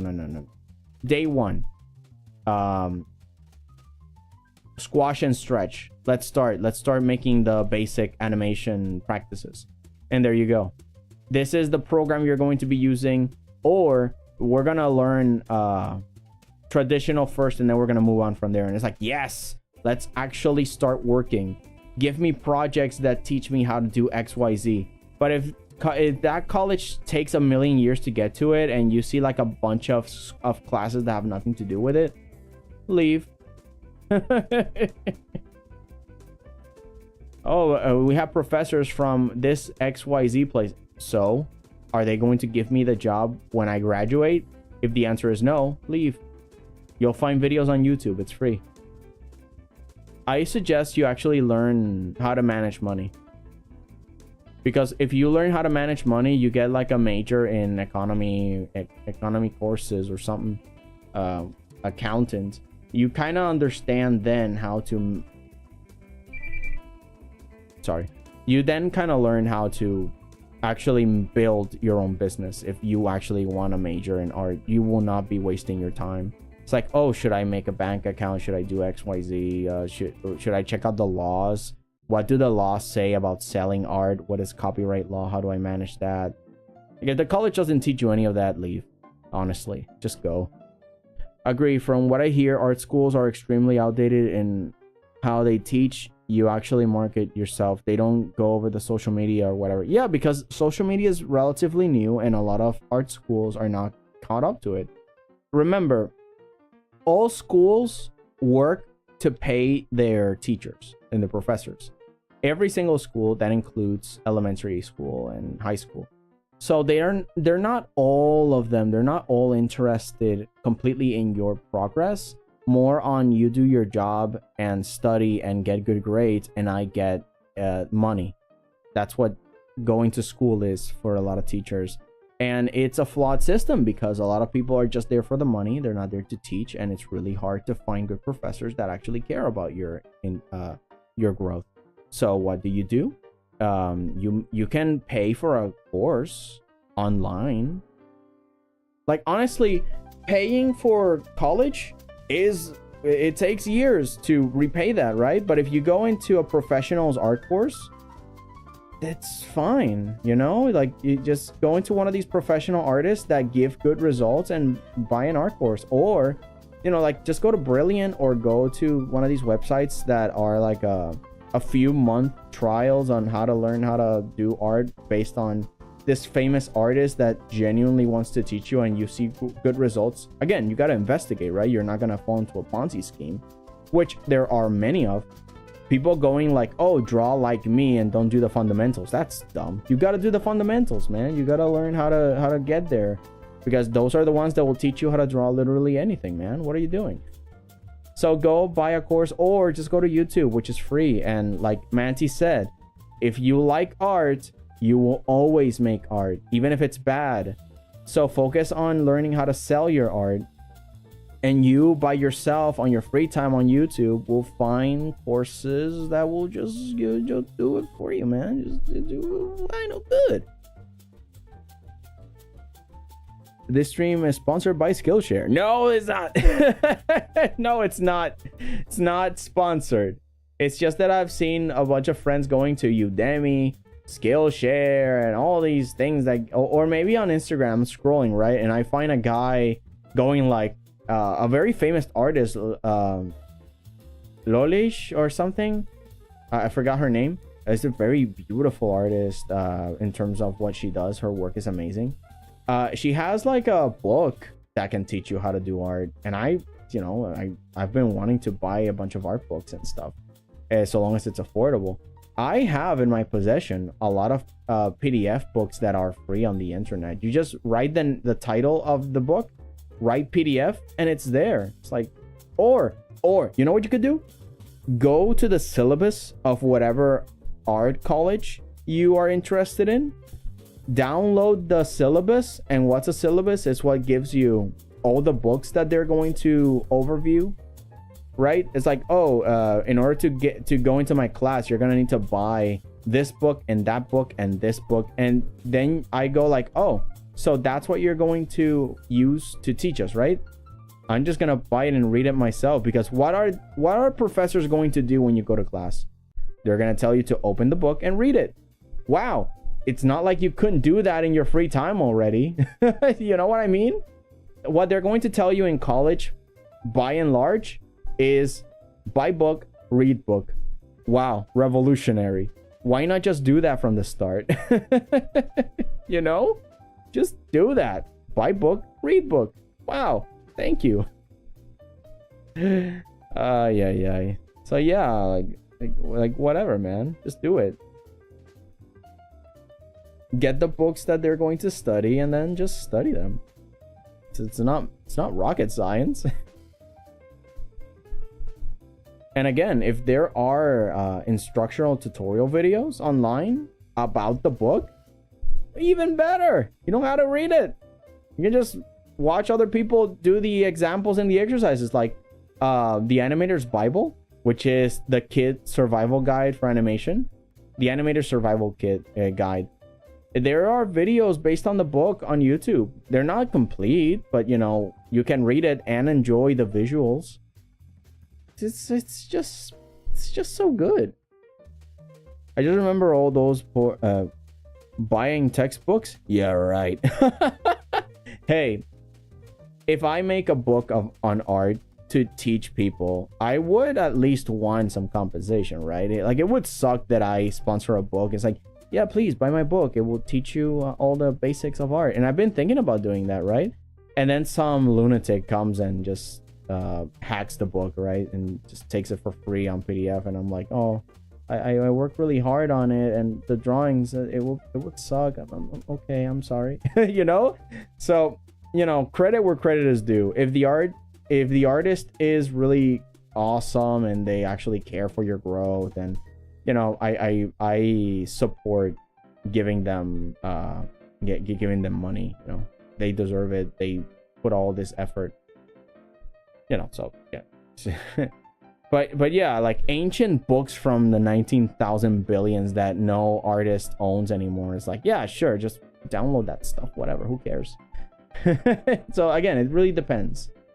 But the point is, we are in the age of technology, the age of information. It would be silly to say that there is nothing online to teach you art. The only thing that never taught me art was myself, because I was too lazy and too afraid of failing. And then I was like, but what if I suck? Oh man, I'm just not gonna... Yeah, right, I'm not gonna look at any tutorials. And look at me, it took me this long to finally start building myself up again. Like, it's really dumb to not practice and look for help. Or look for references and think, oh, I can draw from memory. No.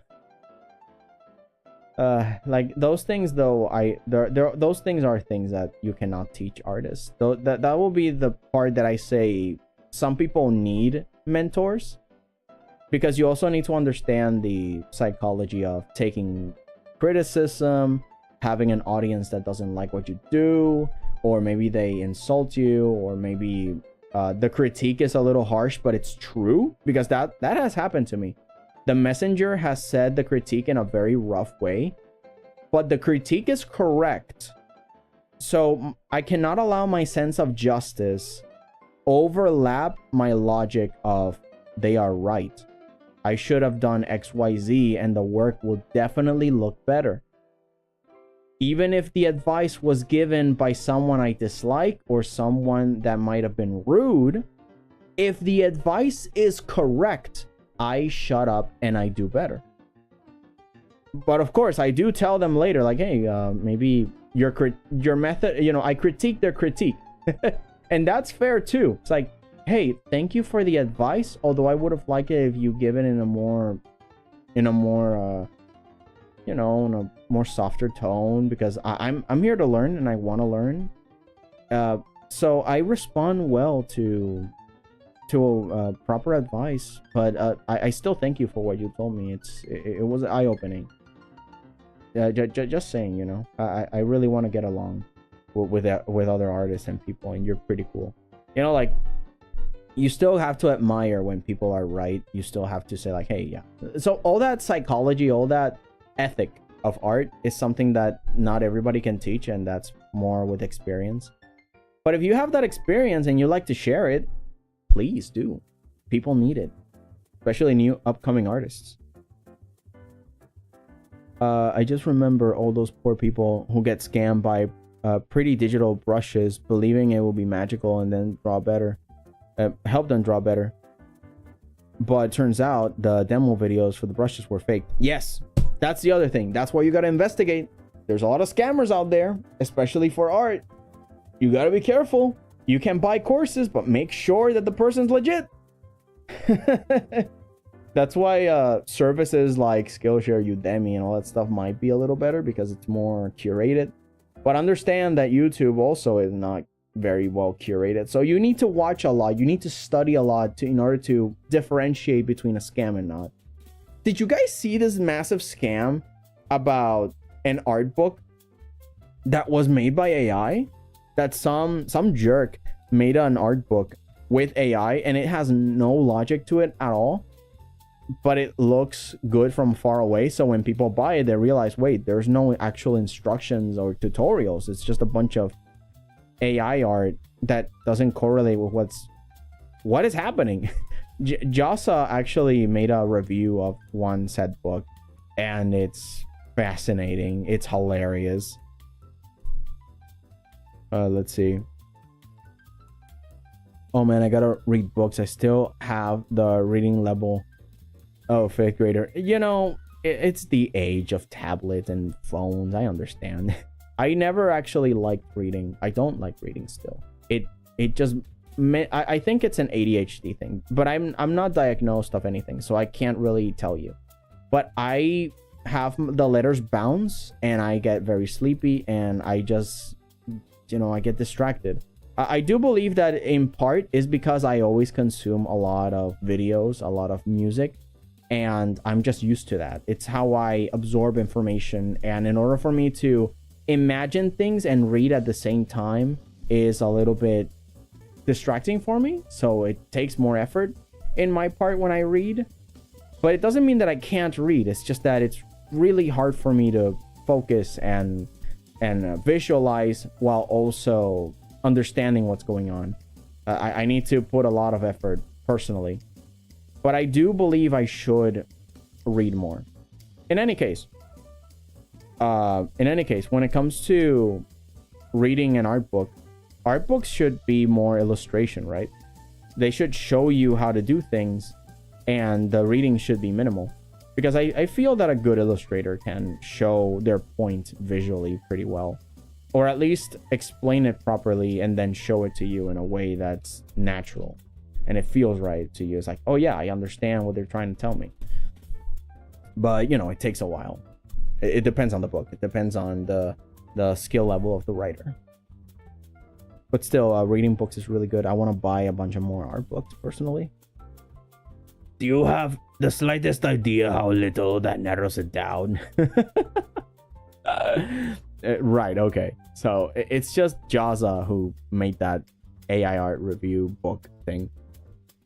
The way they make those fake scam videos is that they have the eraser brush on and it just erases the white sketch of the layer. So you look closer, each stroke is multiple colors, which is impossible. There are brushes that can give you multiple colors. I have one over here, but even then it's not. I think this one, let me just grab a red and grab a green. Oh, right, let me put it on top of it. Reverse the colors. See? So there are brushes that can give you multiple colors. But yeah, it's not like as miraculous as what some people say, like, oh my god, look at this, look at the and there is an artist. Oh, this one too. See? 2 colors.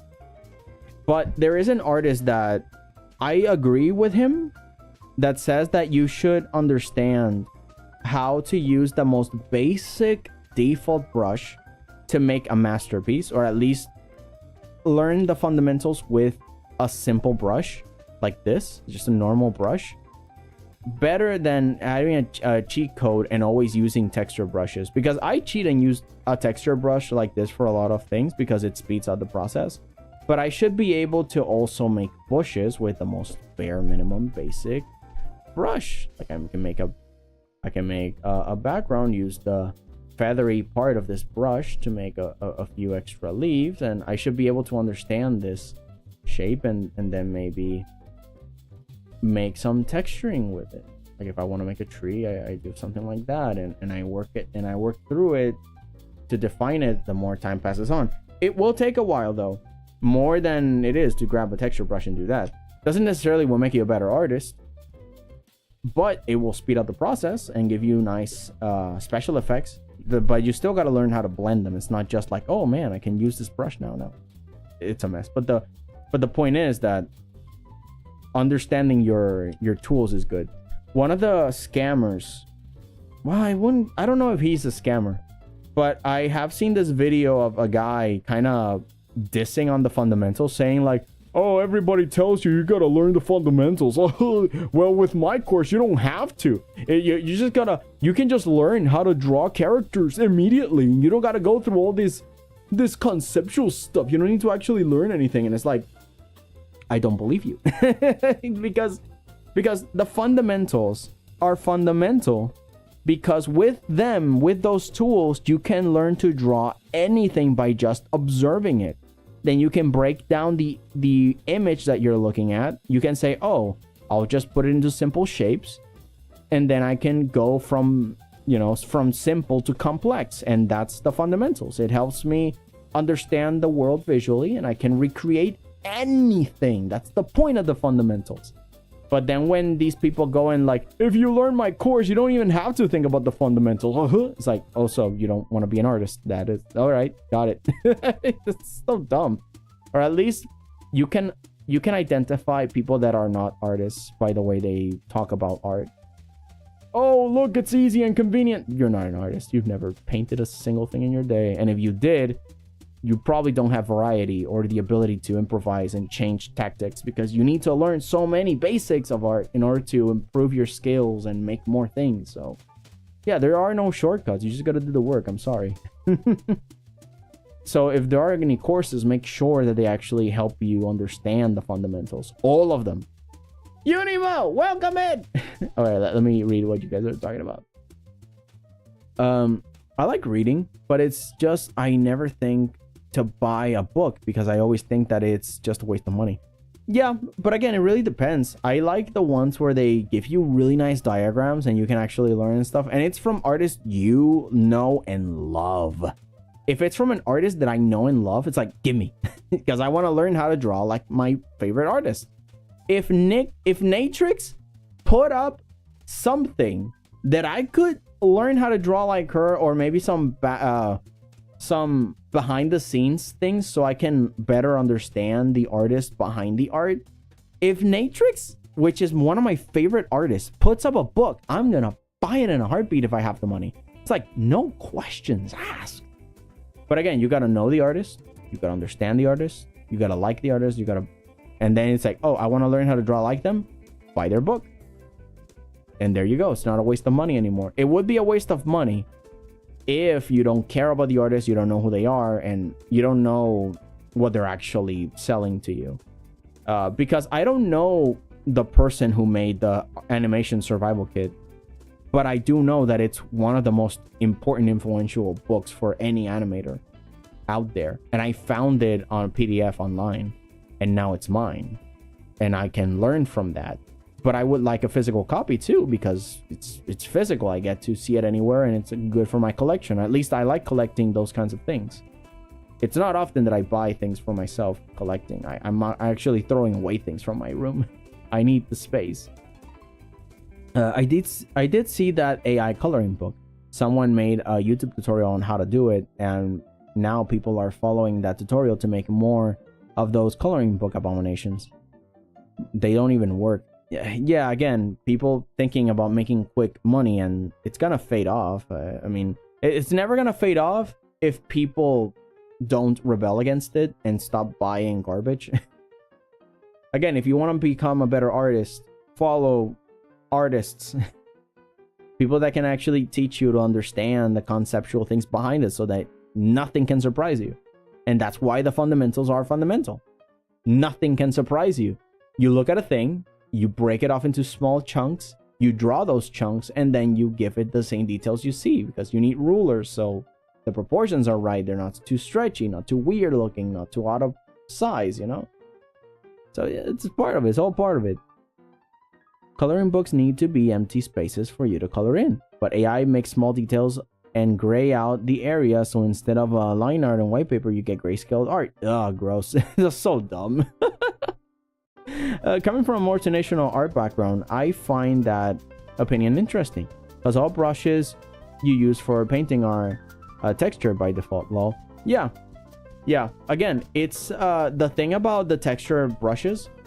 I found out recently because I saw his videos, and he is an amazing painter and colorist, and he uses very simple brushes. And I, at first, was a little bit apprehensive on that opinion, because I'm like, yeah, but texture brushes help you out on you know, speeding up the process. What do you mean? But then I thought about it. Again, it's one of those things that when you find an opinion that you don't fully agree with, you still meditate on it, because there is truth on what he says. And that way now I'm kind of like, okay, maybe instead of resisting that idea, which is a new idea that goes against what I normally do, I should learn then from him. Because in video games, sometimes I go like, I should learn how to play the game in a default mode instead of going into the superpowers and stuff. So that way, when I do get the boosts and bonuses and superpowers, I get to be more free because I know the basic controls, right? So why does that philosophy not include art? Why is it different when I touch this? Is it because I'm afraid to actually experiment and fail? You see, I still have my old fears on me. They never go away. If people say, oh, you never feel fear anymore because you're making a bunch of videos and stuff. No, I still fear the same things I did 20 years ago. The whole thing about not being good enough and stuff, I still fear those things. But I know now how to deal with those emotions. I don't feel fear enough that it paralyzes me like it did 20 years ago. That's the difference. I'm more resilient to that sort of idea popping into my head. And you see, with a simple brush, I made a tree. Was it difficult? No, because I've practiced this before, and I know this default brush very well. And I know its quirks, I know its tricks, I know how to play around with that. And I think now that his idea is 100% correct. The idea he has that told us of, you should learn how to use the default brushes more than the textured ones, because now you get to improvise and you get to know your repertoire no matter what program you use. Because most of the programs will have the same kind of brushes as a default.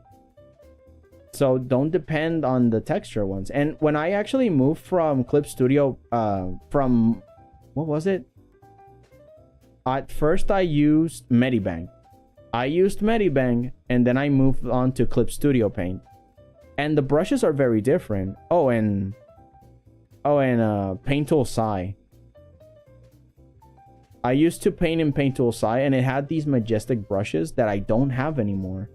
And I still found ways to circumvent it because it's not the brushes that make the artist.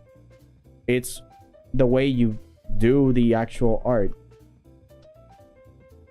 You know? And maybe let's say you don't have a computer or paper, but you have, I don't know, coffee. So you stain the wall. Oh, look, you stained the wall in such a way that it looks like a masterpiece. Why? Because you know the fundamentals. You know how to make art. That's it. It doesn't matter the material you use. It doesn't matter the medium you use. And to what 𝐀𝐫𝐭 said about traditional art, the way I did this, let me show you guys. The way I did this was because I followed a tutorial on traditional oil painting. These waves, I did it with the same technique as the oil painter that I was looking at on a video. And that's it. It looks pretty good, right? So it looks okay. And we have different techniques, right? Because this is digital, not traditional. But I managed. And it looks pretty okay. And I'm happy with how it looks. There are things to improve, though. It's too sketchy. Maybe I could use a different brush. The island looks like it's just floating there. Maybe I can blend it in a little more with a little bit of fog. Maybe I can put some foam on top of it. But yeah, don't think that traditionalism and digital are two separate things. They are separate mediums, but the fundamentals are universal and eternal. Because the whole point of them is to teach you how to make something look good. And that, for humans, will always be the same. Unless we sort of start seeing new colors, in which case the fundamentals might need to change. But I don't know. Let's see. Grayscale art cannot be colored in. That's why those coloring books suck. Exactly. The only time that a grayscale art piece can be colored is with gradient maps, which is digital art. Like right here. Let me do it. Let me do it for you. Layer. New correction layer. Gradient map. Let's go here. And there you go. I am turning gray into specific colors. But that is only on digital. You cannot do this in real life. Let me just lower the opacity. Maybe I'll use this for the sand, to be honest. But you see what I mean? Do you guys see what Lawrence is talking about? You cannot color this in real life. You cannot do this. Like it's near impossible because you're also painting over the gray. It's not a coloring book. It's dumb. Again, they're not artists. They don't know anything about anything. I have these two artists who release a book tutorial. But they're in Japanese. I'm still hoping for them to release English versions because I can learn a lot from their YouTube videos. Guys, oh my god. Japanese art videos are some of the most amazing books and videos I have ever seen. I used to own a book on how to draw manga, but like substantial, like a professional one that gave me bodies, it gave me perspectives, it gave me everything. It was so amazing. I personally don't like nudist art pieces, so I had to give it to someone else because I just don't like it. It doesn't fit well with me. But everything else, it was amazing.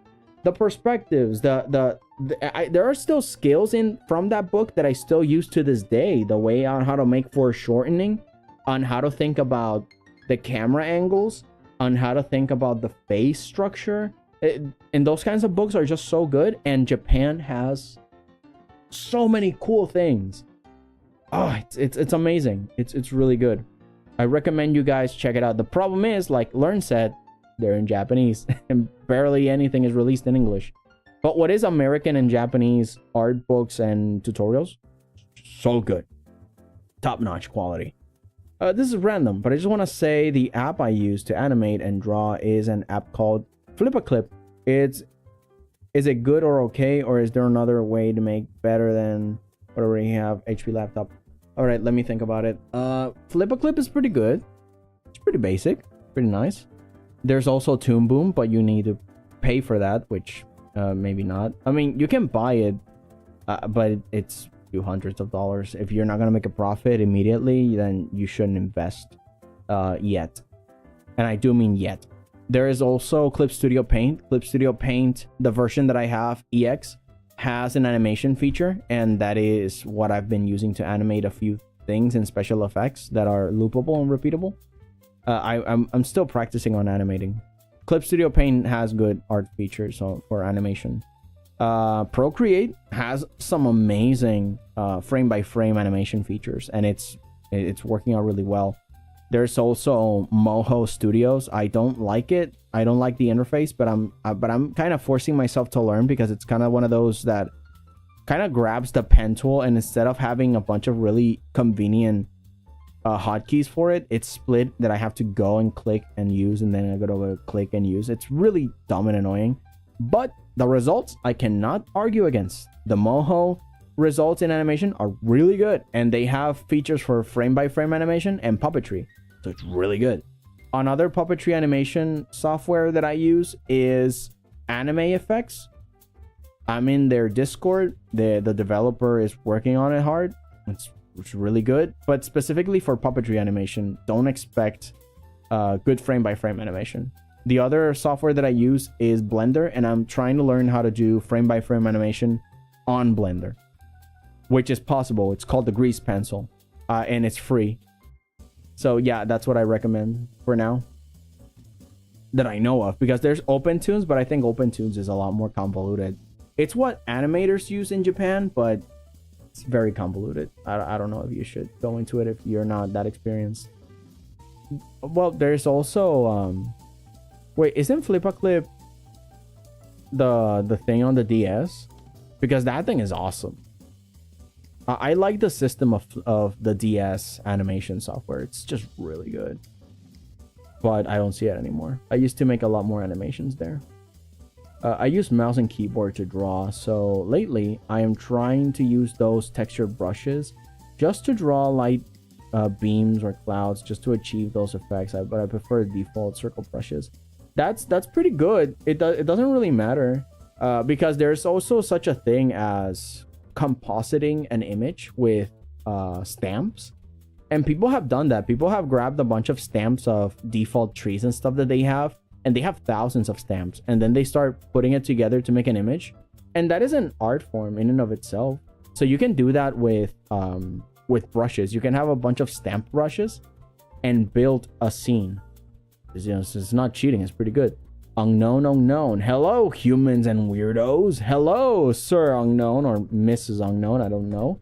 That's the point, right? It would defeat the purpose if you were known. But welcome to the show. Sorry it took so long to get there. Hello. Welcome, first timer. Unless you're secretly someone else, but still, hello into the wacky adventures of our artistic journeys. Hope you're ready for some fun. Or, you know, some yapping at least. 30 minutes before 5. Jeez, it's been a while. And we were giving generator and waterproof wires, aluminum foil, and some glass tubes. These people, though it was pretty funny, to grab a bunch of wires, the aluminum foil, or with the foil, they... Wait, what? Sorry, what am I talking about? What? Hang on. Maybe, oh yeah, so this thing happened today in physics class. Oh man, I missed this.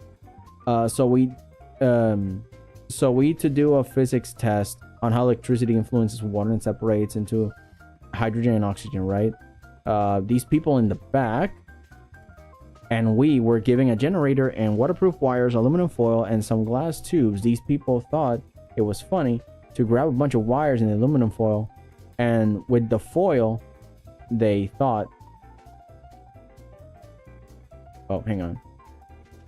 thought it was funny to grab a bunch of wires, the aluminum foil, and with the foil they grab a bunch of wires with the foil. I mean, I do assume that the current will still pass through, right? Even if it's aluminum foil. That's still pretty dangerous. Oh man, electricity. Crazy. Wait, how big was the generator though? God, I hope it was just AA batteries, because jeez Louise. All right, I think the sands are done. I mean, I gotta texture them still, but let's move to the, because I put the base with these brushes, with this default transparent watercolor brush is what I used for all of this. And then I put like a spray brush on top of all of it, so it looked like noisy. All right, let's just, yeah. All right, there you go, works out.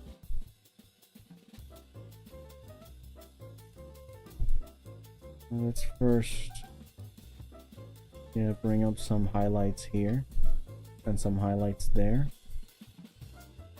And some indents. We gotta solidify the things that are clearly one thing over the other. Oh, this part. Yeah, because I think I got away with not really specifying what kind of technology this looked like, but I think I can't get away from that anymore, and I have to actually genuinely make something here. So let's see if I can build something. I'll actually make a new layer for building like a machine, because this is kind of architectural almost.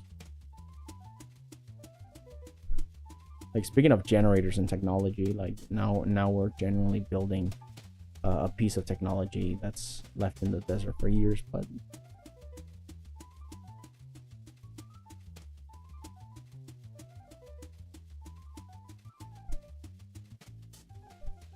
see, forgot to somehow connect the positive and negative. Let's just say ended up with the generator smoking lots and shocks and nobody was hurt, and yesterday the generator was plugged into something. Oh no.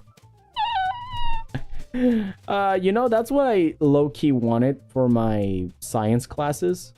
Just experiments, man. I wanted to see fire, I wanted to see bubbles, I wanted to see reactions, I wanted to see all that. But no, just like physics class in 12th grade, we got just a bunch of math.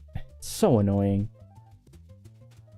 Not yesterday. How did it autocorrect to that? Oh, that's so weird. Hang on.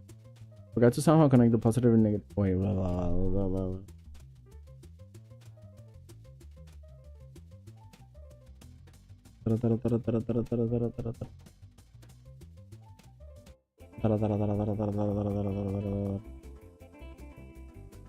And yes, the generator was plugged into something.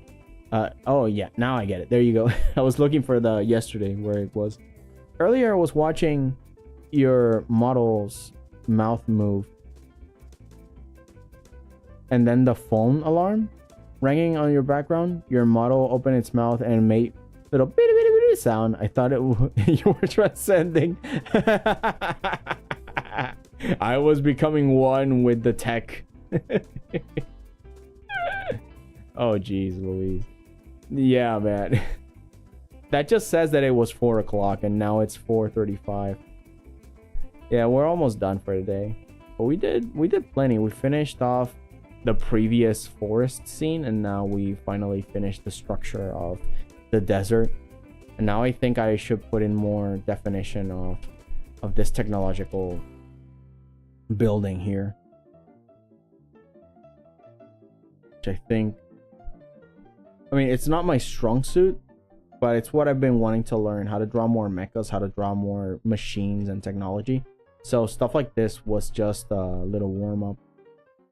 This thing loops around this curve and it connects oh god, connects this way. You see, I'm building up an outline, but eventually I'm going to delete the outlines and just work it out in a more picturesque way. But I still want these things defined. And if you can notice, this box thing is not in the right proportions. So let's delete all of this. Now that I have the structure of this all said and done, then maybe I can follow this curve. You see, because I'm following this 3D curve here. So it should it should follow this contour more or less. This is a really good exercise too to have. Like, you kind of find the topology on everything. It sort of curves the more to the sides it is, and the closer to the middle, the straighter it is, but it still eventually bends back.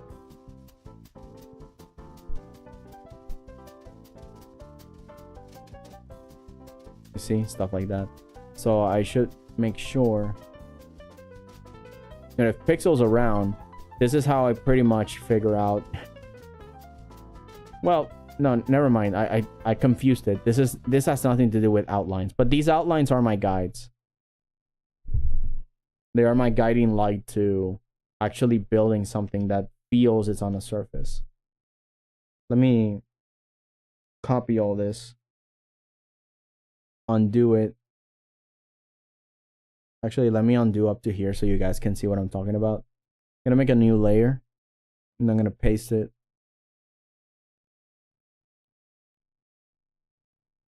There we go. So as you can see, the box that I drew at the beginning really doesn't work. But yeah, I don't think it has anything to do with what I was talking about, the outlines earlier. The outlines is mostly talking about this, but yeah. But what I was talking about mostly is topology. But see, if I make a guide, and let me actually change the color so you guys know it's like a guide. This box doesn't really work out, does it? Let's see, where is it? Control Shift click. There it is. I'm teleported. I'm gonna erase all of it. And now I'm gonna make a machine that actually, I'm not gonna follow the original drawing. I'm just gonna bend here. I'm gonna follow this line more or less. Doesn't need to be perfect, but at least it should help you out here. It's a little bit more consistent with the plane it is on, and we should be able to see the bottom of it. So let's put in, but again, these outlines are just guides. Later on, I'm going to erase them and make them more like this, more or less. Should we able to be able to see the sides maybe a little? So I'm just gonna put a sort of line here. Eventually I'm going to start defining it, but no, actually we shouldn't be able to see the sides because it's looking right at us. By the time it bends, we won't see the wall on the side. If we did, then we would be like standing down here, but we're not. We can only see the surface of this thing and maybe the bottom. So let's make now another.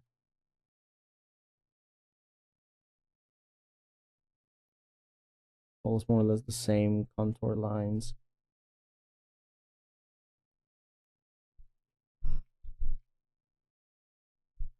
Some techie designs. I don't know what it really should be doing.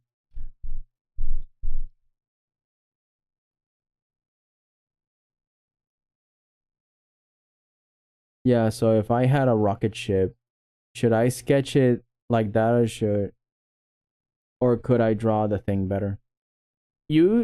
Like any other drawing, it doesn't really have to be a rocket.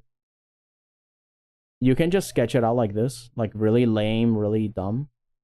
So you can get a general idea of what the shape is going to be like. You know, you understand the shapes, you know where everything goes. This is what I'm gonna do, right? And then I make it transparent. I take away the guide because I don't need it anymore. In fact, let me erase this. Oops. Soft brush. There we go. I'm gonna erase this part of this drawing so I can actually do the thing.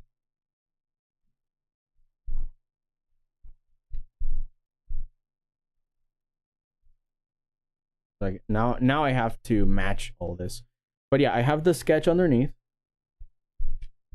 Control Shift click, I get teleported. I make a new layer on top of it all.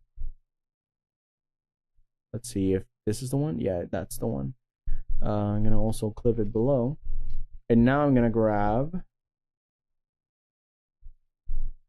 I'm actually going to take a Pinterest brush.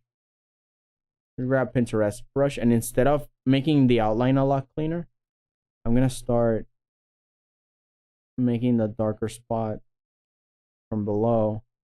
Then I'm gonna grab this pale color, and I'm gonna cut it. There you go. I have an invisible line. Of course, I'm gonna also blend it with the surrounding so it doesn't look too weird. So it's a mixture of soft brush and a very clear brush. Let's light it up a little bit, not too dark at the bottom. Then we're going to make a more solid shape here on top. Looks like a square.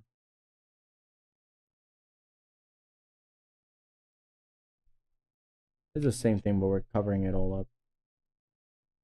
If I were to keep the outlines, I would have kept making cleaner and cleaner outlines until I finished, and then I would paint the insides. But because this is Pinterest, I'm gonna draw the silhouette first, and then I'm gonna start making the details inside of it. I'm gonna cut it here, fill in the inside. I'm gonna bring up the sketch on top so I get to see what I'm doing. There you go. I'm gonna go back, grab this gray, which is what I wanted from the start. Oops, that's not what I wanted. There you go. That's the right layer. Yeah, make sure you're working on the correct layer.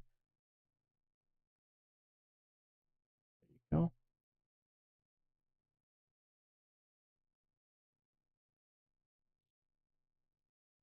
And then we can erase the corners like that so it feels a little bit more rectangular, more square. It should be.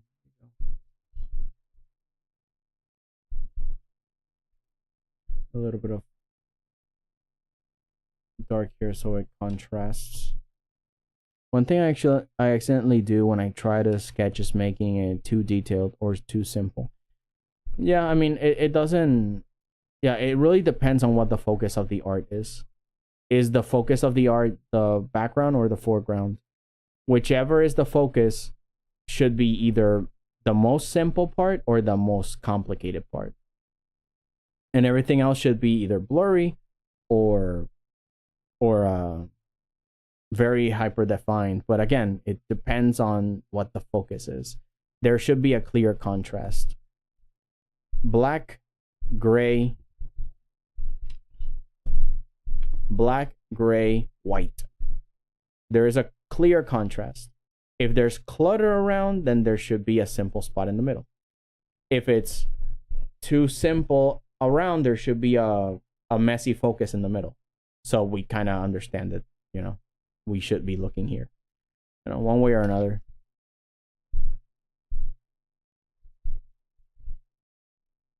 It's I think the name of the game is just composition. With good composition, you can measure out where the details should go or not,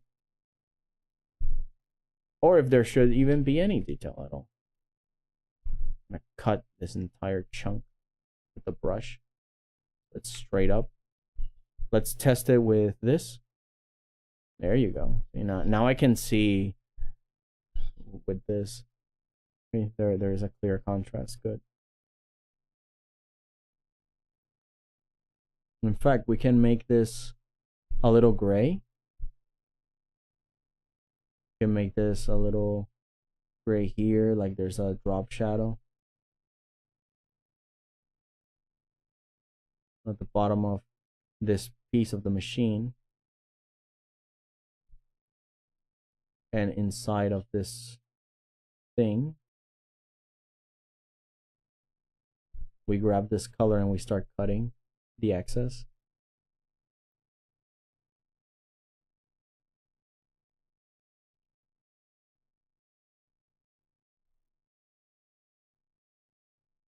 and we get a brighter gray. And we pass it on here to a different surface. And so now we're gonna grab the eraser and we're gonna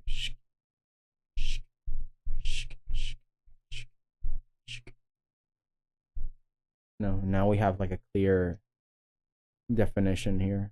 Let's make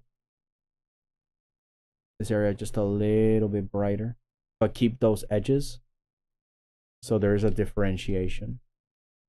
And you see, there you go. Now you have a clear difference, but without making a line. This is technically not a line.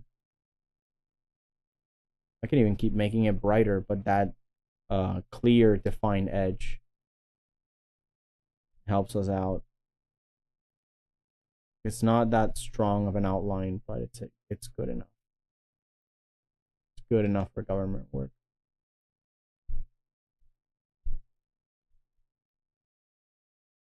Back. I'm sorry, I had to go. What did I miss? What are you drawing, dudes? Oh, I'm doing this. I'm doing part of the machinery now because I finished part of the desert. Oh, hello, Cheese. Welcome back.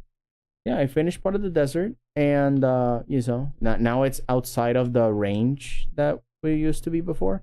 So I gotta add the music isn't here. Oh, there's no music. Oh no. Oh right, because I turned it off because we were looking at the thing. Right. Okay. Oh, sorry. Where is it?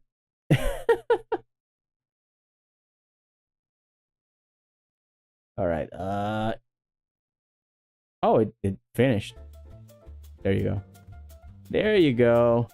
It only lasts 4 hours and 12 minutes, and we're almost done. Only 10 minutes left before I finish stream.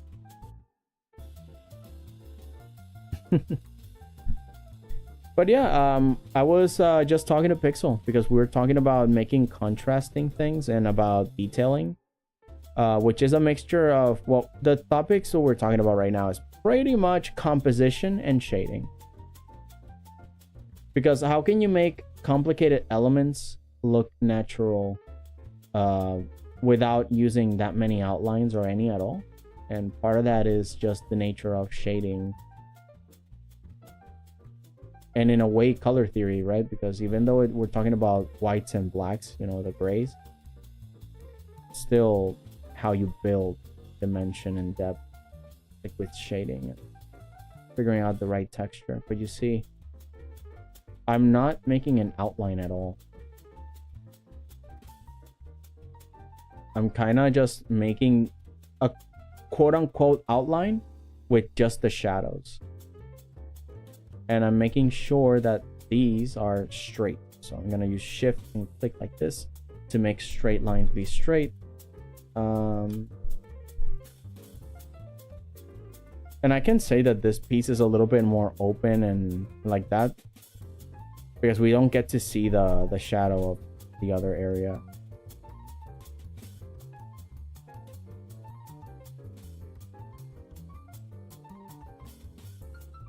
So you see, I can just make the outline around it.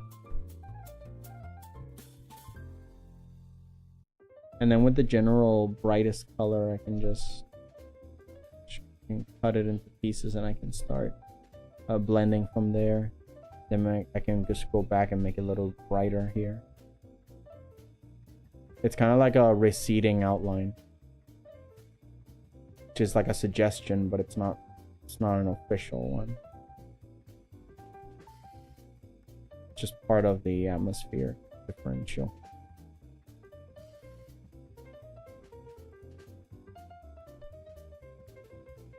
I'm pro at GTAG player now. I'm really good. Over the course of like 2 days. Ooh, it's awesome. There's no sparkly eye emoji that's good. Ooh, please, that's what I mean. But it looks cool. Like, oh my god, I'm like Envy. Oh, Envy, yeah. Yeah, I remember Gorilla Tag. But yeah, Envy, that she got the sparkling eyes. It's like, I wish I had that. Oh. Man, I really like Inside Out too. Really cute.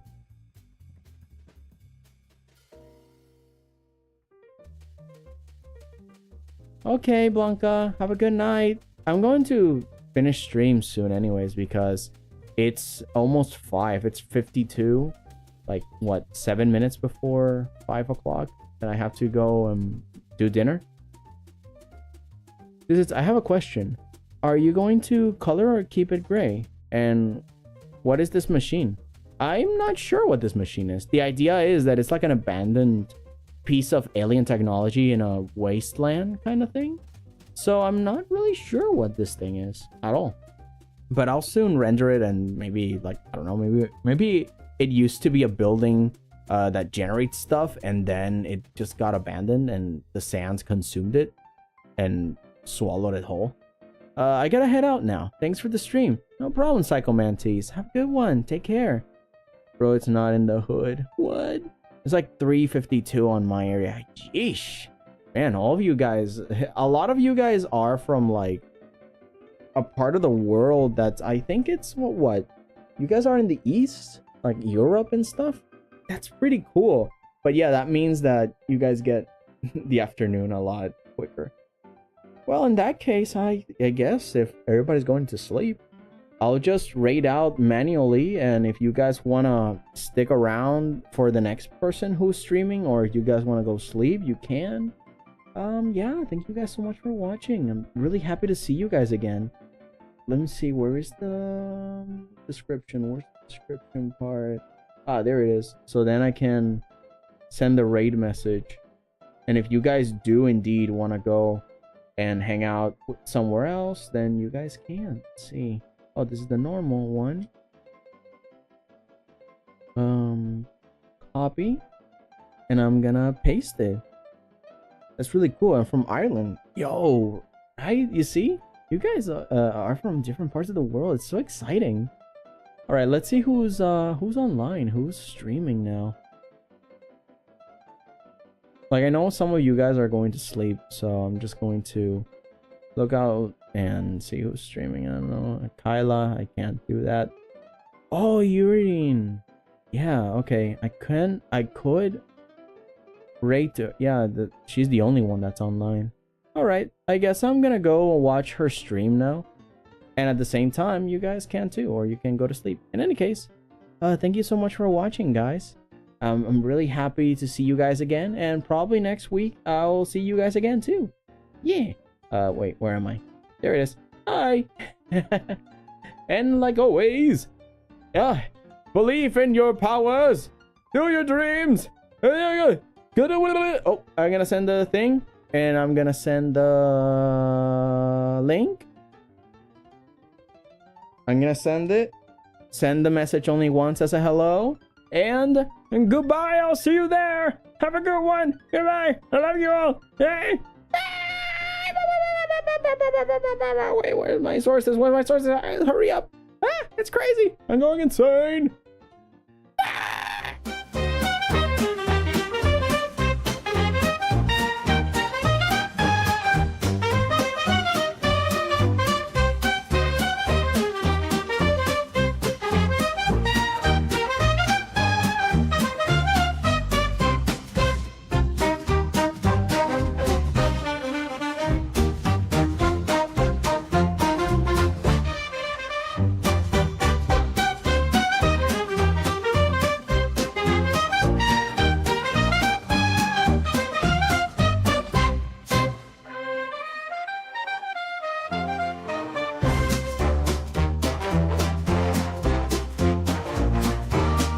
We are playing A Way Out. It's a little bit hectic right now.